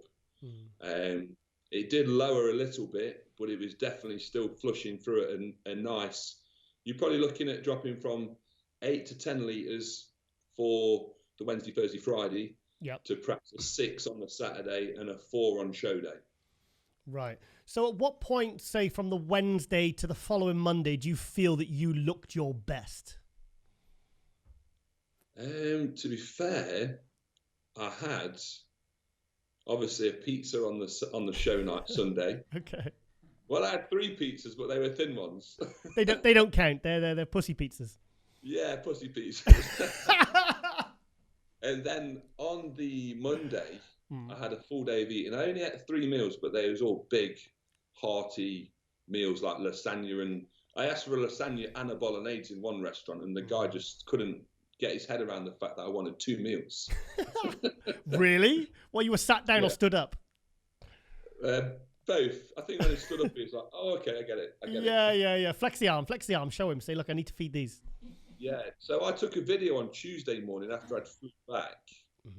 Or was it Wednesday morning? No, it was Wednesday morning, because I had Tuesday eaten anything I wanted as well. Took a video Wednesday morning, and I looked great. I was like, man, my waist is tighter than show day.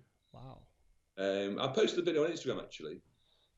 Perhaps not as full, but it is a morning video. I think if I'd have peaked for the show that day, I probably would have been a bit better. Really?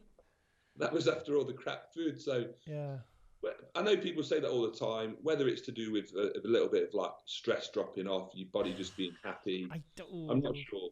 Yeah, but thing is, like under like say the bathroom lights, you might be feeling in your head that you're looking better. But maybe if you got on stage, maybe the glutes or the waist might go a bit watery, or sometimes because you can't really tell. I mean, it's kind of. Yeah. It's sometimes when you feel your worst or your flattest, you actually look at the photos, and when you walk on stage, you actually look better.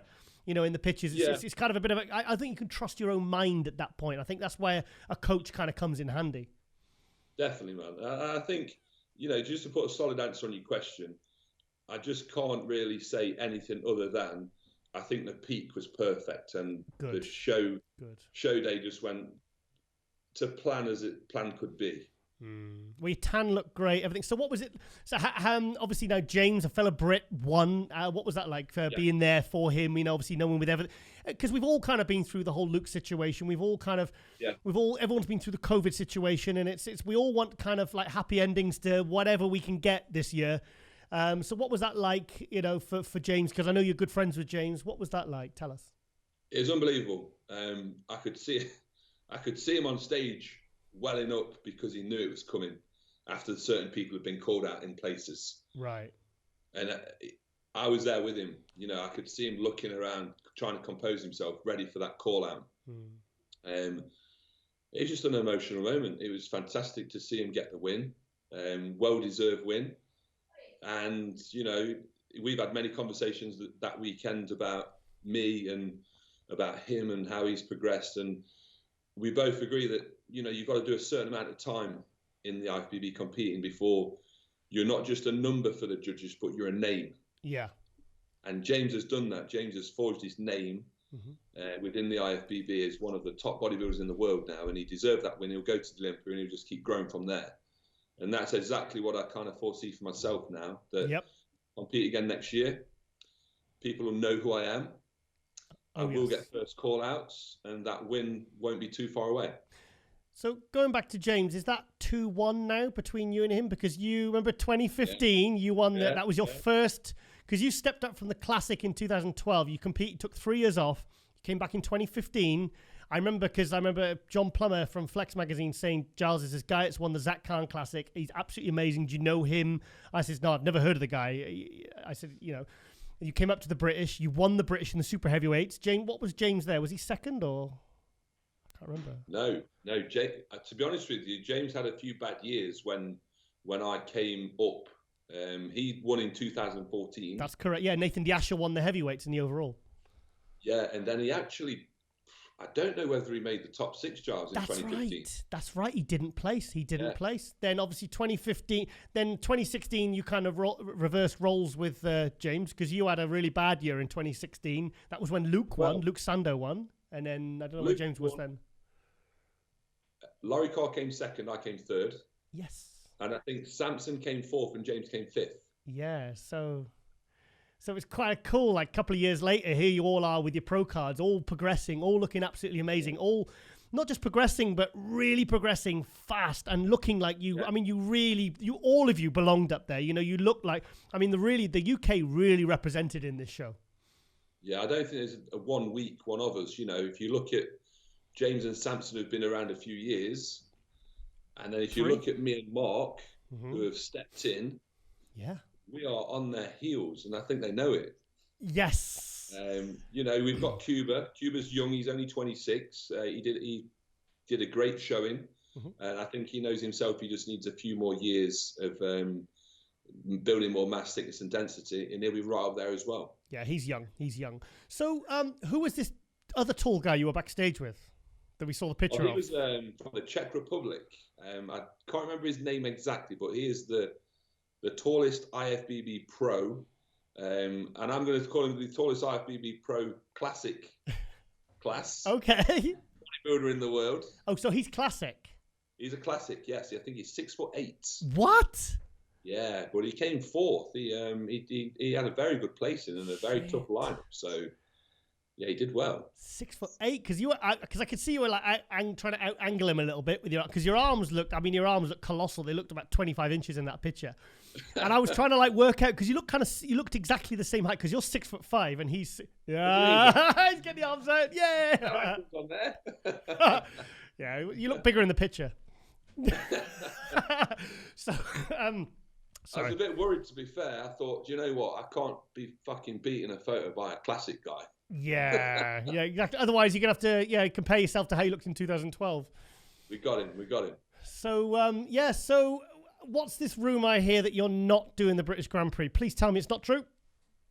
Giles, I'm afraid it is true. Come on, and I'll explain why. Yes, please do. I think it's a very level-headed way to approach it, if I'm honest. Okay. It's not just something I decided off the cuff. Yeah. Gave it much thought, but my main focus this year was to get my name out there, and be recognised and be appreciated. I couldn't have asked for more from that one show. What would I gain from competing again now, apart from losing 4 weeks of a potential off season? And all I'm doing now, to be fair, because of quarantine, is using the time to rest, which is only going to make my off season better. Yeah. I would have been under a ton of stress this week trying to train somewhere. Even though I own my own gym, it would have meant breaking quarantine. And there's already someone that's wanting to pull you down. We got a warning on the plane back from Jordan that, if we were seen to bring the brand into disrepute by being on social media, doing things that we shouldn't, then that would be seen as a bad thing. I'm sorry, I'm confused. What are you talking about now? Well, obviously we're supposed to be quarantining because we went to Spain. Oh, of course. Yes. So okay, right. Every person that came back from that show really shouldn't be allowed to leave the house to train. Okay. We know that it's going to happen because there's people competing at the British and people are going to have to do what they can. Yeah. But that was just another stress that was like ticked off straight away that I'm not doing the British because I don't feel my profile needs it. Okay. The only reason I would have done the British is if I was dead certain 100% that I would lock up that Olympic qualification for next year winning the show. And I can't be certain of that yet because I know there's areas of my physique that I need to improve. So it just made so much sense to say, I'm going into off season now. I'm making the improvements I need to make for next year. And next year we will 100% qualify for the Olympia in 2021. Okay, I take that on board. Yeah. Right. but can we reach a compromise? Can you do a Superman guest posing at the British Grand Prix? Drop the mic. If the organisers would like that, cool. I'm game. Oh yes, yeah. That's yeah. Come on, guys, you're watching. Yes, we probably have to make a lot of material to make the cape because he's quite tall. You know, at the end of the day, Giles, I would have loved to have done the British for the British fans. But you know yourself, this isn't something we're messing around at. It's a profession. Yeah. And all things have to be considered. And the main consideration now is what puts us in the best situation possible to qualify for next year's Olympia. Yeah, fair enough. I understand that. Well, to be honest, mate, I think what you're saying about making a statement, you've really arrived. There's a lot of people are very impressed by you. I can guarantee a hell of a lot more people know about you than they did a couple of weeks ago, even though you've been active on social media, you've been in lots of podcasts, and, people kind of might have seen you, but maybe not registered as like, shit, this guy is really, really good. So I think you've definitely set out your stall, that you've arrived as a proper, a serious contender for any show. I thought your placing was good. I don't think anyone would have argued if you'd have been higher. So, okay, I'm just thinking now. If obviously now your profile, I think you're experiencing it already. It's already starting to explode. If you got an invite to the Arnold Classic in March, would you take it? 2021. do you know what? I actually thought about this earlier. It's weird because I feel as though that's a show you can't really turn down. Yep, too right. And at the same time, would I have enough time to make the improvements? Probably not. Okay. So it'd be the case of approaching that show and turning up the same. So the outcome in terms of results wouldn't be where they need to be, but the outcome in terms of promotion of myself again would be great. So you've got 5 months, just say, for example, hypothetically, you've got 5 months there. Say, okay, right, I've got the invite. They're and then there's that opportunity of doing the second biggest bodybuilding show in the world that, would be, I mean, they always say like the Arnold Classic is, along with Olympia, of course, is one of the, the best experiences of bodybuilding. It's great for profile. It's great for everything, for sponsors, for, so, I mean, people are going to be watching this, Jamie, and I'm just thinking, like, I think that they like the new faces. They like, remember when Luke got invited in 2017, he got 8th place, and that, really got a lot of people talking about him. It's just, I think they like the A-listers, the top 6 Olympia guys, but they also like the newcomers with potential, people like yourself. Yeah. I'll say this, Giles. If I got invited to do it, I would 100% do it. Oh my God! Yes. I don't think you can turn that show down. Okay. In an ideal world, I will get an invite for the following year. Okay. What, 2022? Yes, but if anyone's listening, please don't think not to invite me. He's backtracking now. Yes. Okay, then, mate. Well, like I said, I just wanted to get you on because, like, I think that you're making a lot of noise, and I guess I'm so happy that you kind of. Like I said, I was seeing the progress pictures, and I was thinking, I don't see huge improvements. And then all of a sudden, just whatever you brought to that stage, you could see that, it was a night and day difference. And I was so relieved. I was so relieved for you because, like you do have a big frame. You do have a lot. And there was a few holes in your physique that you needed to fill, like your back and your arms, that you've now brought up. I mean, there was one shot. There was a frontal bicep shot, and your arms looked absolutely colossal. Everything looked balanced. You didn't look like you were. I mean, obviously, you can put more mass on your frame. I mean, I don't think you'll ever ever fill it out completely because you're that big, but like you said, you want to be like Tony Freeman. There's the X-Man. There's a guy that could have always put more size on, but did very, very well as a pro because he didn't just focus on size. It was X-frame and aesthetics, like your physique. Yeah, no, I agree, and I think my kind of physique is stepping forward. Yes, there's more of us at the minute, and the older, bigger guys like the Rollies are going to be dropping off soon just purely for age. Yep. So I do think there's a new age bodybuilder coming through the ranks that people want to see. And yeah, I need a bit more size here and there. Don't we all? 5 pounds a show £10 a show, whatever it may be. And before you know it, I'm 315 on stage. Okay, I don't want to see your food bill. The food bill will be colossal. Oh my God. Sure. Well, dare I say it, you made a giant step in this show. So it's another joke I've been saving up my sleeve all week. So yeah, very nervous laughter there. Okay, sorry, I'm coughing a bit. Okay, Jamie. Yeah, I'm just really happy for you, man. I'm really excited, and like I said, there's like James, yourself, Mark Hector, Samson. You all, in that top 10. You all did amazingly, mate. You really flew the flag for UK, and it was so exciting to see. And I want to see you getting some acting lessons because I still want to see you in a superhero film, mate. I'm sorry. It's going to happen. We need to sort this Comic-Con out. I'm well up for it. He's up for it. Yeah. I think we need to get, was it Renee Jewett? We need to get like a little team of Avengers, I think, or Justice League. So happy days. Yeah. All right then, mate. Okay. Well, I'll speak to you very soon, and I'll see you at some of the shows very soon, and maybe we'll come down again and do some more filming for you. Brilliant. Thank you very much, Giles. Always a pleasure. Thank you, Jamie. Bye, Cheers, buddy. Bye, Superman, says Colleen. Bye.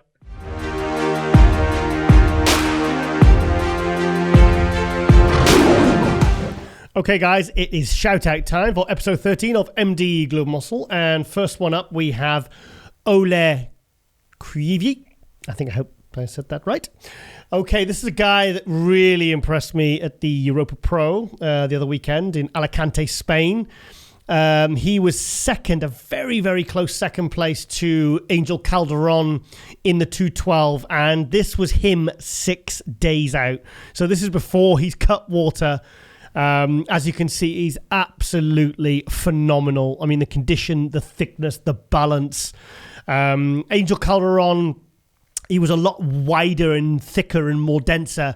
But, Angel won with a clear score, but I'd have had no arguments if Ole had actually taken this. But he, next to Calderon, he did look, slightly smaller. But what an amazing physique. Here we are.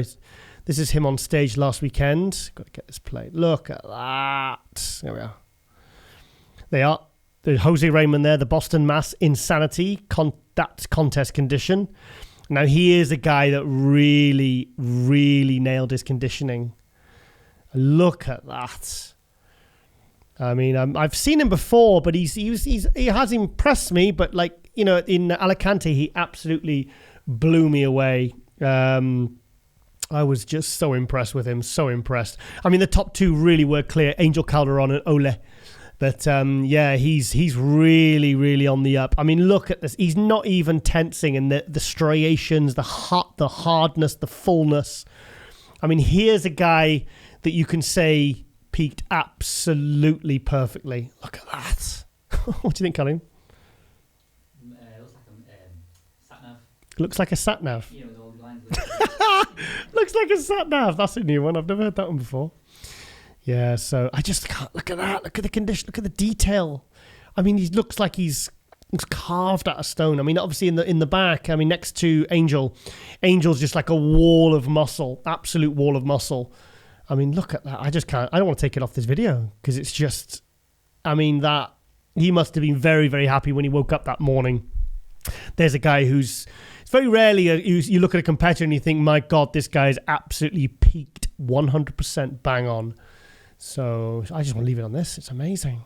Hang on. There we are. Oh, he's gone now. Right, okay. We'll do one more picture. But, I was so, so impressed with this guy. So impressed. I mean, look at that frontal bicep. Look at that. Look at that. 10 months. Oh, that's not him. That's his coach. Yeah, look at that. Look at the vascularity, the dryness. I mean, really zoom in on that condition. You want to talk about, they call it European conditioning. This guy has got it. Ole Krivy. Oh, he's part of Yamamoto as well. It's not surprising. They've got all the best European bodybuilders on their books. So, yeah, it's got to be a front bicep again. Look at this. Look at that. Holy shit. Look at that. There's no tan. Wow. Yeah, he looks really hungry there. He looks like he really wants a Nando's. In fact, I want a Nando's now, actually. I could do with one. Right, okay. Here we go. Yeah, there he is. Yeah, very, very impressive. He's gone through to the Olympia, so you'll see him in Las Vegas in December 17th, 18th, 19th, and 20th. Because top 3 qualified from Alicante, and he was second. So look at that. Look at that. I mean, that's like proper. That reminds me of Branch Warren. This round here reminds me of Branch Warren, like circa 2009 to 2011. That's when Branch Warren was at his best. And yeah, look at that. Absolutely phenomenal. Yeah, there he's eating pancakes. Yummy. Okay. Yes. So yeah, give Ole. He's got 24.6 thousand followers. Let's bump those numbers up for him and show him some appreciation, because this guy is he's gonna. I'd love to see him make top 10 at the Olympia in the 212. I think he's that good. Really is that good. Okay, let's go to the next shout out. This is IFBB Pro Portugal, who's run by Geo Ferreira. Geo asked me to, because he's putting on the Olympia Amateur Portugal. I've been to the venue actually. I went with Brandon Curry back in. Here we are. Let's play this. Turn the volume down, Colin. Here we go. Just watch this. Okay, 27 pro cards available. Actually, the venue was the same venue where they filmed the Casino Royale. It's a big casino in I forget where was it in Portugal? I think Lisbon. Yeah, I think was it Lisbon? I'm sure it was Lisbon. That's where we were staying in the hotel where they hosted the Brandon Curry Olympia All-Star Talk. Look at that revolving stage. Look at that. Now J.O.'s taken a big leap here. He could have cancelled this show. But obviously, with everything with COVID and ticket restrictions and spectator restrictions, and all these things going against a lot of companies, maybe not forking out huge amounts of sponsorship money. So this is going to be a big show. This is the 28th registry of November. 29th is bikini, men's physique, figure and fitness. 30th November, bodybuilding, classic, women's physique and wellness. So if you're looking to get a pro card anywhere from around Europe or over in the world, this is a really, really good show to do. The Olympia Amateur in Portugal 2020. So in November, here's some of the competitors from the Portuguese shows. There's Rafael Brandão, in third place at the Portugal show last weekend in the pros. There he is, one of Brazil's finest, an absolute superstar in Brazil. But good people, Joe Ferreira, Milo Martinez and Gianrico. That's Italy, Spain and Portugal, all the Pro League, MPC Worldwide promoters. They collaborate a lot and they support each other a lot, which is great to see with all the promoters coming together to promote these events, to promote bodybuilding and all the different categories for the Pro League and the MPC Worldwide. So these guys are doing great work, great work. And we had a lot of fun when we went over in February as part of the European Olympia All-Star Tour that I organised. So, there's Serge Lima. He's he lives in the UK, but he's Portuguese. I think his mother lives out there in Lisbon, and he was training with Brandon. We had to organise a training filming thing with him. I think him and Brandon trained arms together. So he's a really big guy, nice guy. Lives in the UK. So I think he's making his pro debut, I believe. I'm sure he said he was making it this year. I spoke to him the other week. So IFB Pro Portugal, run by Geo Ferreira, runs the Big Man show, runs the Big Man gym in Lisbon. Fantastic gym, really, really nice place. I didn't take my training stuff, so I didn't train. So I was just there looking cool in my suit and feeling very, very hungry and tired because I'd done all the driving on the tour. So, so there you go. Okay. So give those guys a follow. Yep, great people. And amateurs, if you're looking to do a really, really good show with an amazing stage production, very, very good organization, get yourself to Portugal in November for the Amateur Olympia. Okay, next one. This is Carlim's shout out. This is the Zen Project.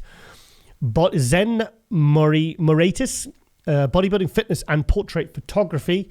DM for photo shoot bookings and inquiries. Facebook.com/the Zen Project. Z-E-N. There you go. The Zen Project. Do some really good photography. I'll show you now. This is Jake Nippalopicus. Okay, there you go. A nice shot of Jake there. Sync. Was that the gym photo shoot he did right before the show? The Arnold Australia was cancelled. Okay, there's Derek Lunsford at the Olympia last year, comes second in the 212, 2018-2019. He's looking to take the win this year off Kamal with fierce competition from George Peterson, Sean Clarida, and the other guys.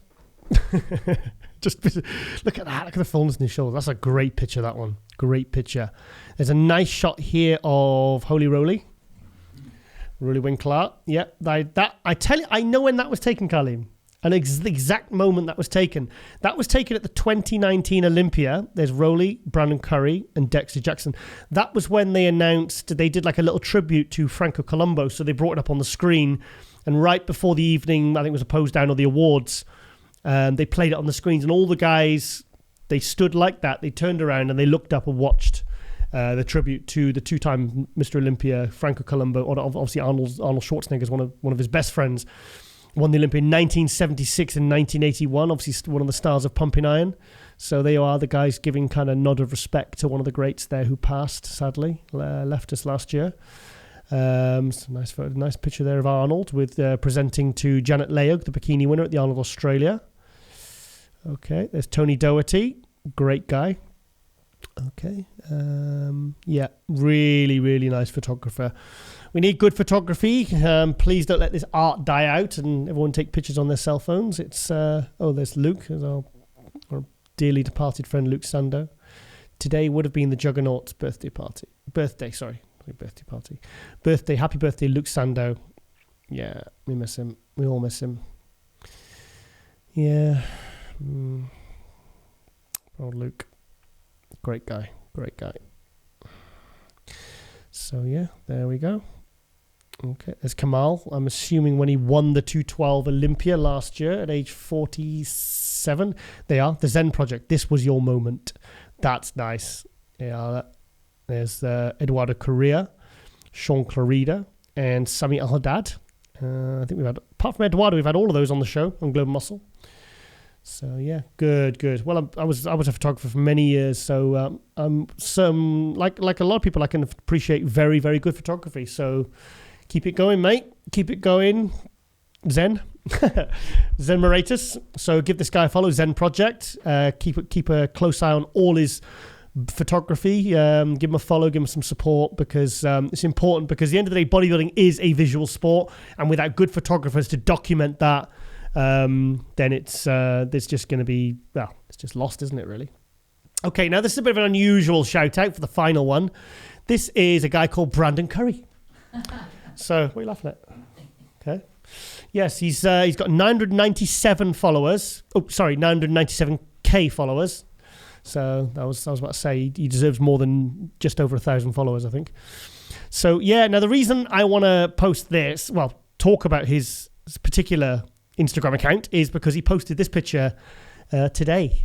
I mean, look at that. There's a guy who is serious about defending his Olympia title. Won the Olympia in 2019. 2016, barely got through to the Olympia on points. He was 220 pounds soft. They would ask him if they was going to, at the press conference, he was going to drop to the 212. And he came back in 2017, went to Kuwait, won one of the Arnold Classics. Got first call out at the Olympia, made 8th place, came back the following year, made 5th place. 2019 came back, won the Arnold Classic and the Mr. Olympia, which is almost unthinkable. There's only 2 people who have ever done that in the same year. That is Dexter Jackson in 2008 and Ronnie Coleman in 2001. So yeah, I think, what are we, 10 weeks out now from the Olympia? So we're 10 weeks out from the Olympia, and there we have #beefcake. Oh, I think that's in reply to there's with the Phil Heath documentary, I think it was, wasn't it? They called Brandon Curry a beefcake. So I believe that he's hashtagging beefcake everything now. South Park. No, it's not that. It's I'm pretty sure it's not. It's got a South Park picture. Oh, is it? Okay. Okay. And I think he's even had his own t-shirts made. But I just saw this picture today, and it's been shared, as you can imagine, absolutely everywhere. So he's only been back out in Kuwait, Dubai, a couple of weeks now. 28,000 likes. That's more than I get. So yeah, there's nothing. This is new stuff. 142,000. Yeah. Yeah, that's Brandon. This was a couple of weeks ago. So, yeah, he's just starting to really start to fill out there. Normally within a week of being back in Kuwait, he just completely expands, because he's in this training, sleeping, eating kind of camp, really. Here he is in the lift posting this. So look at that. Yeah, I mean, how many weeks out is he there? Okay, 12 weeks out he is here. So, yeah, he is wanting that second Sandow badly. And and we love Brandon. Brandon's a great guy. We did a tour with him back in February. We did 3 countries in 3 days. 4 days UK, and we did 3 days Spain and Portugal. He was an absolute dream to be with. He was just so great with the fans, so easy, so easy going. When you're traveling, it can be quite stressful and a lot of driving, but he never complained. He was great with everyone, and he was just a joy to be around, really. It was great fun, and he's also a great representative for the Mr. Olympia title. So, yeah, we love you, Brandon. I think it's important to not take these guys for granted just because they're the champ. They still appreciate the shout-outs and the appreciation, the respect that they deserve, So, another thing, I think we need to get him to 1 million followers. I think that's scandalous that he's not 1 million. So, if 3,000 people are watching, could you please, and you're not following Bradley Curry, could you please go and follow? So there you go. Okay, then. That is our shout-outs for episode 3 of Global Muscle. Hope you've enjoyed this latest episode. We'll be back in a couple of weeks. Well, not back in a couple of weeks. We're continuing, but we're going to start doing a bit more training footage as well, because the feedback on that has been very, very positive. And also, you seem to be liking all the contest reviews. So as and when there are contests and people to film, they're available. We will do our best, utmost best, to get that included in Global Muscle. Okay, guys, I am your host, Giles Thomas, and I hope you've enjoyed this episode, and we are out.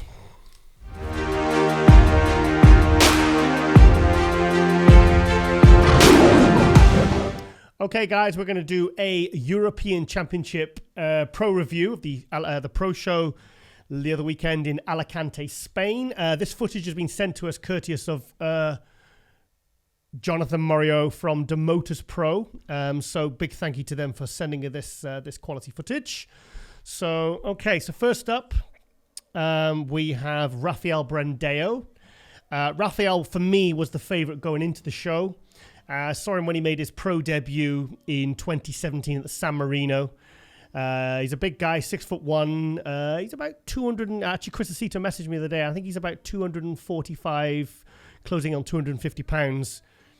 The thing with, he took 8th place at the San Marino Pro in 2017. He has been top 6. He's been top 3 in a lot of pro shows.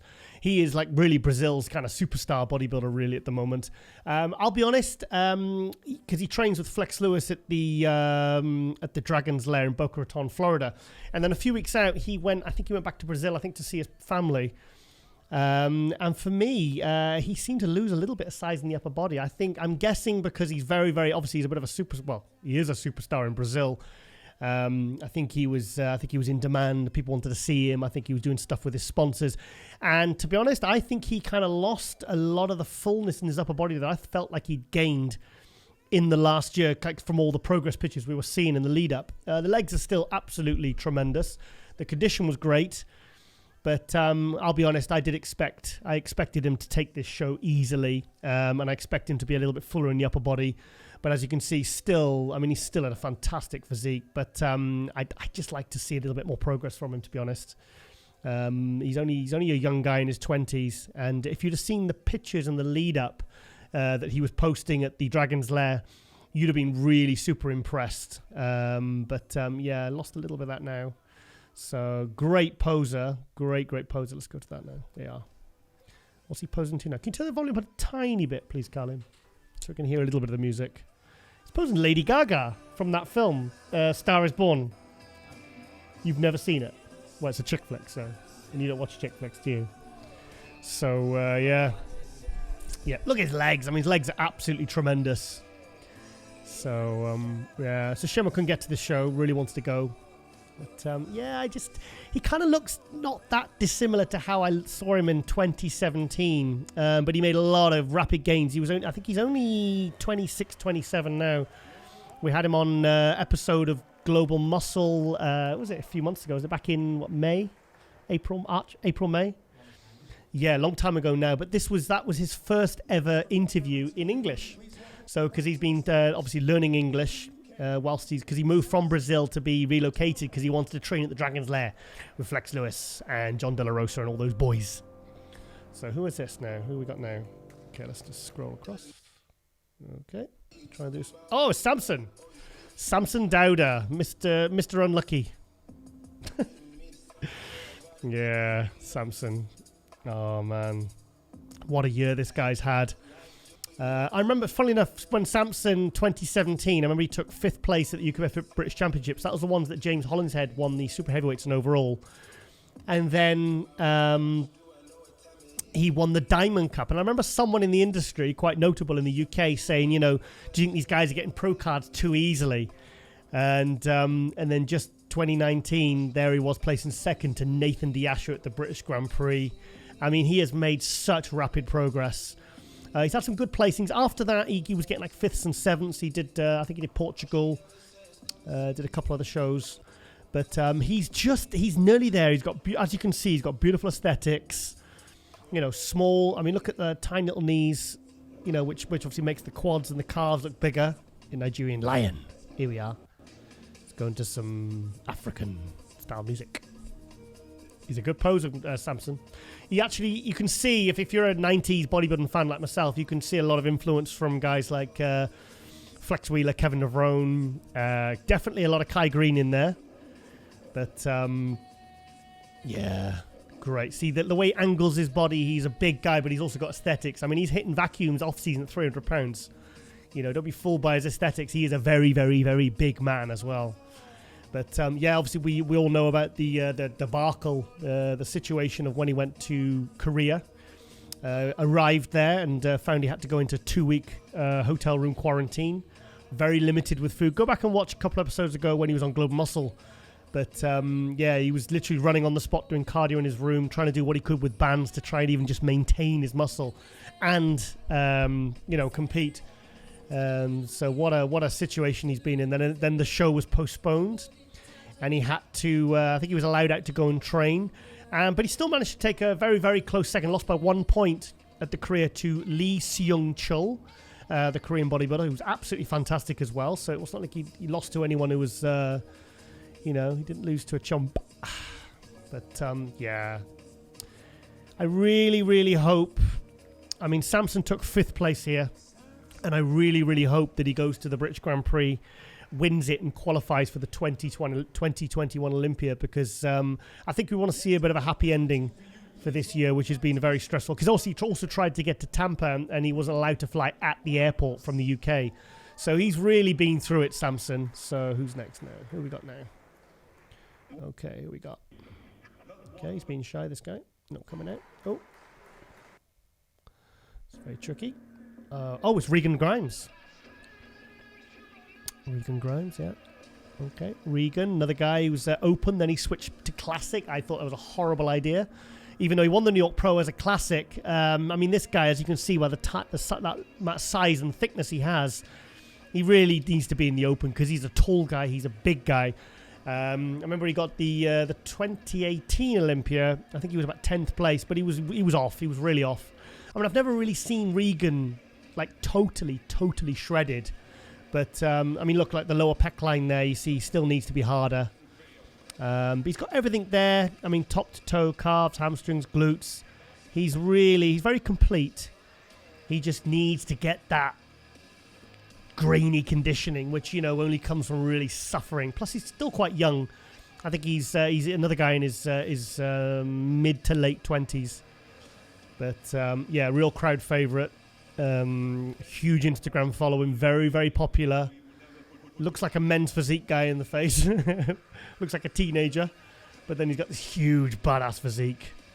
So, yeah. I mean, look, the structure, everything's there. Everything's there. He just needs to get that detail etched in and really get some, really, really granite conditioning.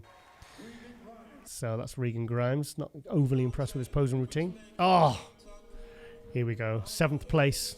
Brit Mark Hector. This is his pro debut. He turned pro at the 2018 Amateur Olympia in Liverpool. Oh, wow. He put on, I think, was it 10 or 8 kilos, he said. Something like that. Yeah, from this show, from the 2018 Amateur Olympia. Still needs to fill the legs out, but they have improved. They have improved. I don't like the way he hits that most muscular.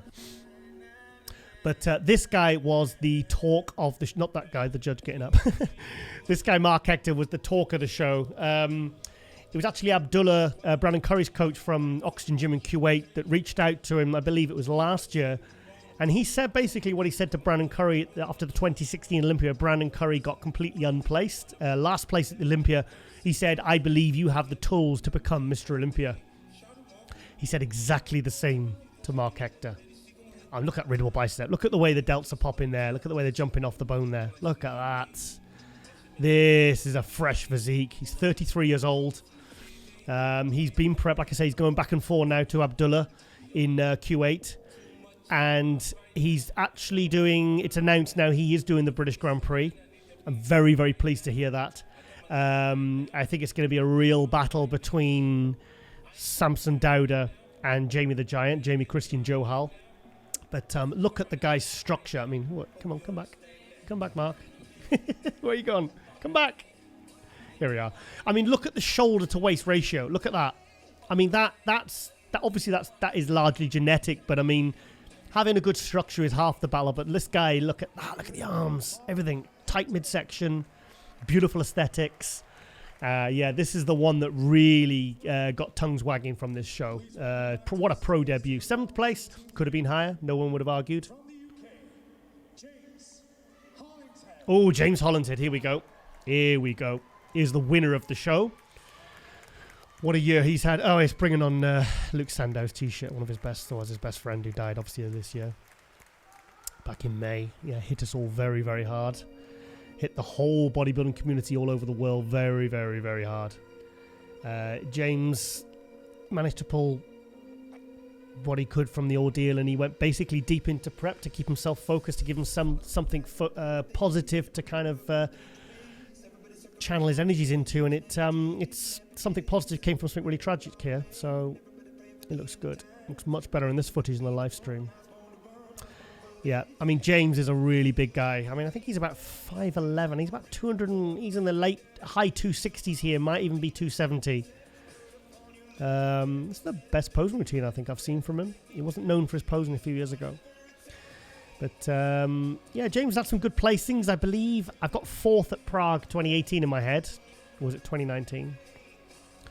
For me, it still lacks a bit of muscle separation, I think. I mean, I think he's someone you have to see in the flesh to really fully appreciate, because he's a really, really dense guy, very, very thickly muscled. I mean, this guy is squatting like 7 plates a side for 8 reps. Yeah, very, very, very, yeah, very, very happy he won this. He must be very happy as well. Now qualified for the Olympia. So, yeah, breathable bicep, very good shot there for James. Yeah, everything's very, very tight. The glutes, hamstrings, everything. Yeah, really pleased to see he really nailed his condition for the show. So, yeah, he's shutting it down now for the Olympia. Could he make top 10? I'd like to see a bit more detail in the upper body, but I could see him making the top 10 at the Olympia this year in 2020. So, yeah, huge. His abs are very shallow, but that is genetic, unfortunately. But then Jay Cutler had very shallow abs, but you know, he managed to do something with it. I still feel like the tan could be a little bit better as well. I think he maybe needs to switch tans. But yeah, fantastic. And he's copying the pose there that Luke Sandow did.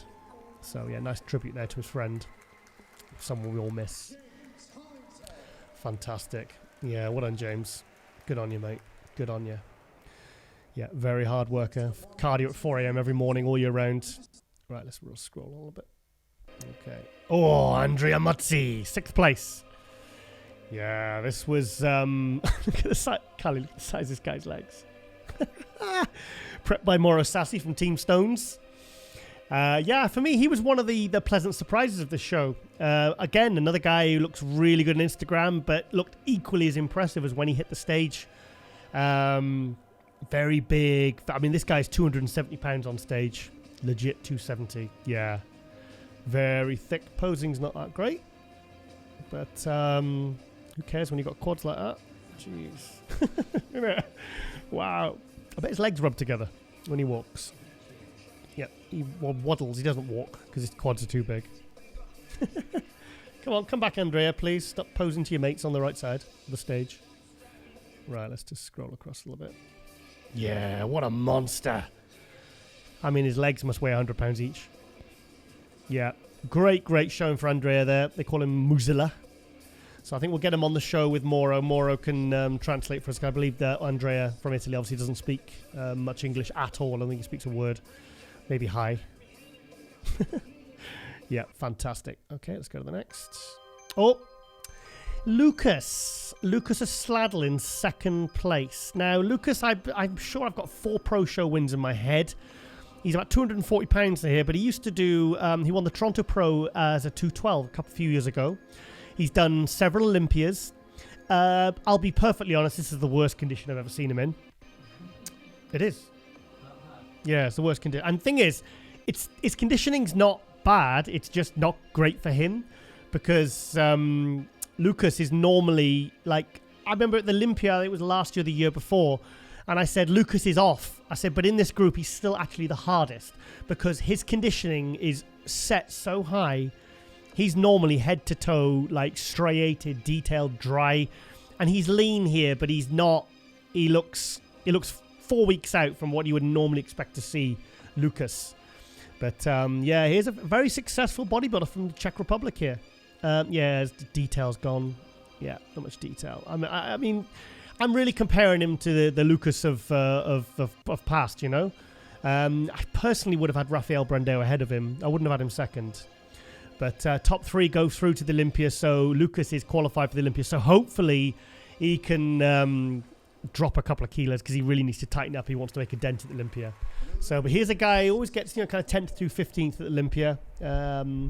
But for me, this was a disappointment. But who's on now? Oh, Milan Shadek, yeah. Remember interviewing Milan backstage at the 2013 Arnold Classic when he was in the amateur. He took 4th in the heavyweights. He's a young guy. I think he's around about 30 years old. He's been on Global Muscle a couple of times. Great guy.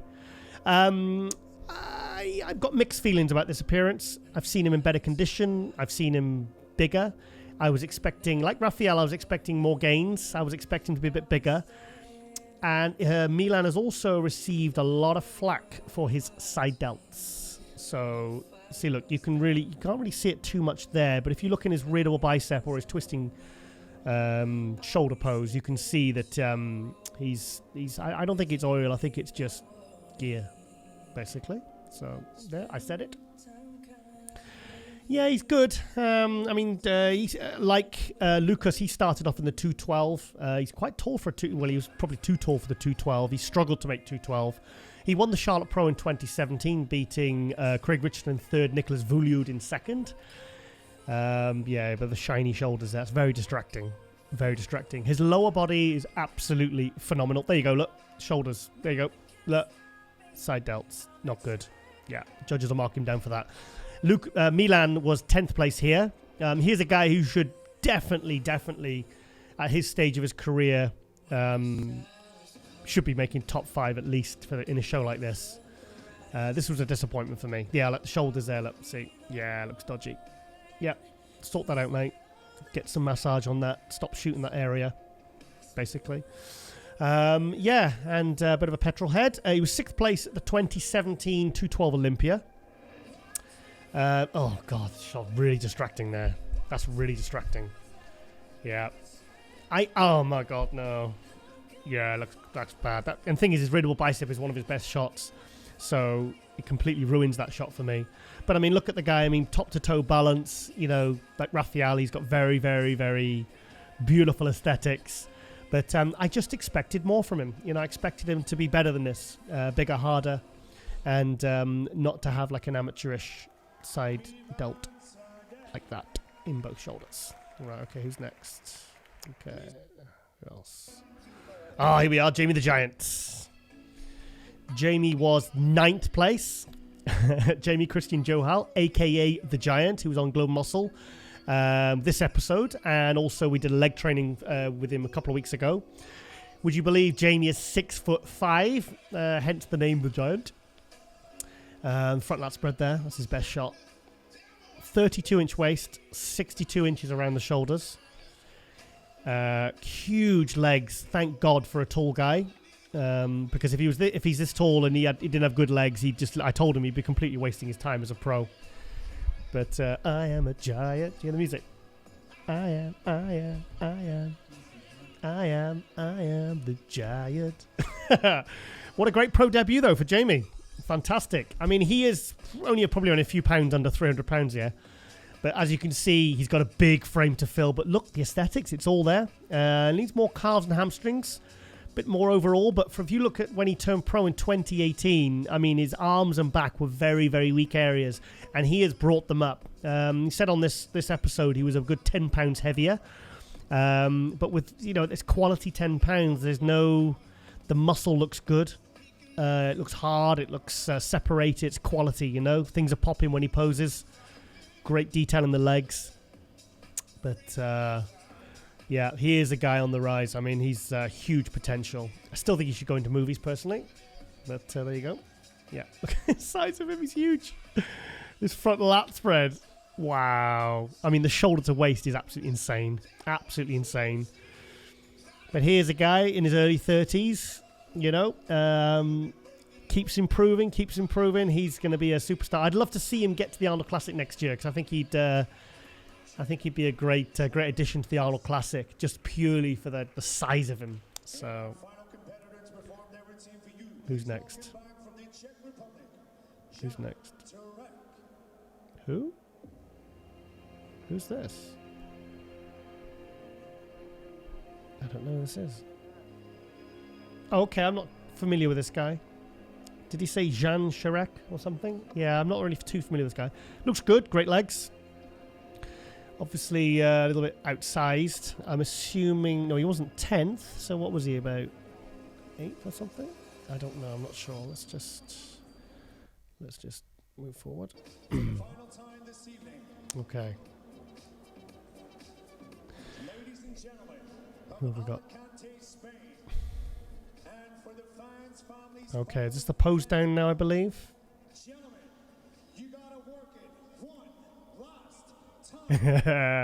That's Billy Garnon there, the MC. Here we go, pose down. Who's that? Is that James? Oh, it's James getting very excited. I think he knows he's got it. He would have known from the call-outs by the way he positioned that he was in the running to win. So look at Mark Hector though there in the middle. Look at that. Tiny waist. Footage getting a bit choppy, isn't it? Yeah, there's Samson there looking very good. Who's this? That's Milan Shadek. With his shiny shoulders. So get that sorted, mate. You'll get marked down otherwise. They are Lucas Asladel, second place. I really hope he can bring it in for the Olympia because he's Samson there. The back shot there. Rafael Brandeo, Regan Grimes there, great back shots. I'm trying to think if anyone in the top 10 actually really nailed it, to be honest. I think Jamie did, Mark Hector did. Samson did. James looked good, very good. Such a heavily muscled guy. I think Samson's got to be disappointed with 5th though. I think he was hoping to get top 3 and qualify for the Olympia. So, okay, let's just scroll through to the end now. Look at James there. Look at the density. His legs. Wow. Okay. Yeah, very, very close top 5 here. Really close top 5. Andrea Muzzi there, Mr. Legs. His quads, 6th place. Jamie the Giant there in 9th place. Absolutely incredible. Okay, we'll leave that running. Okay, guys, I hope you enjoyed the Spain review. We just reviewed, like I said, the top 10 guys there. And, fantastic show there run by Emilio Martinez and his team in association with Gianrica and Geo Ferreira and all the other Italian and Portuguese the Pro League show promoters, NPC Worldwide. Fair play for putting on the show, despite all the restrictions and all the challenges, obviously with all the COVID situation this year. But, yep. Okay, that's it. Okay, well, fantastic. Okay, I hope you enjoyed this. We will see you next week for MD Global Muscle, and we are out.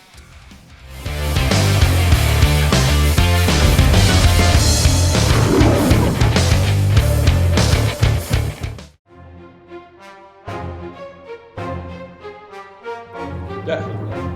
Right, that looks perfect, mate. We're light and everything now. He's moving all his shit. The JP supplements. Nice. But he hits a sly lat spread now. You watch. I told you. Didn't I say? Right. Okay. Let's get started then.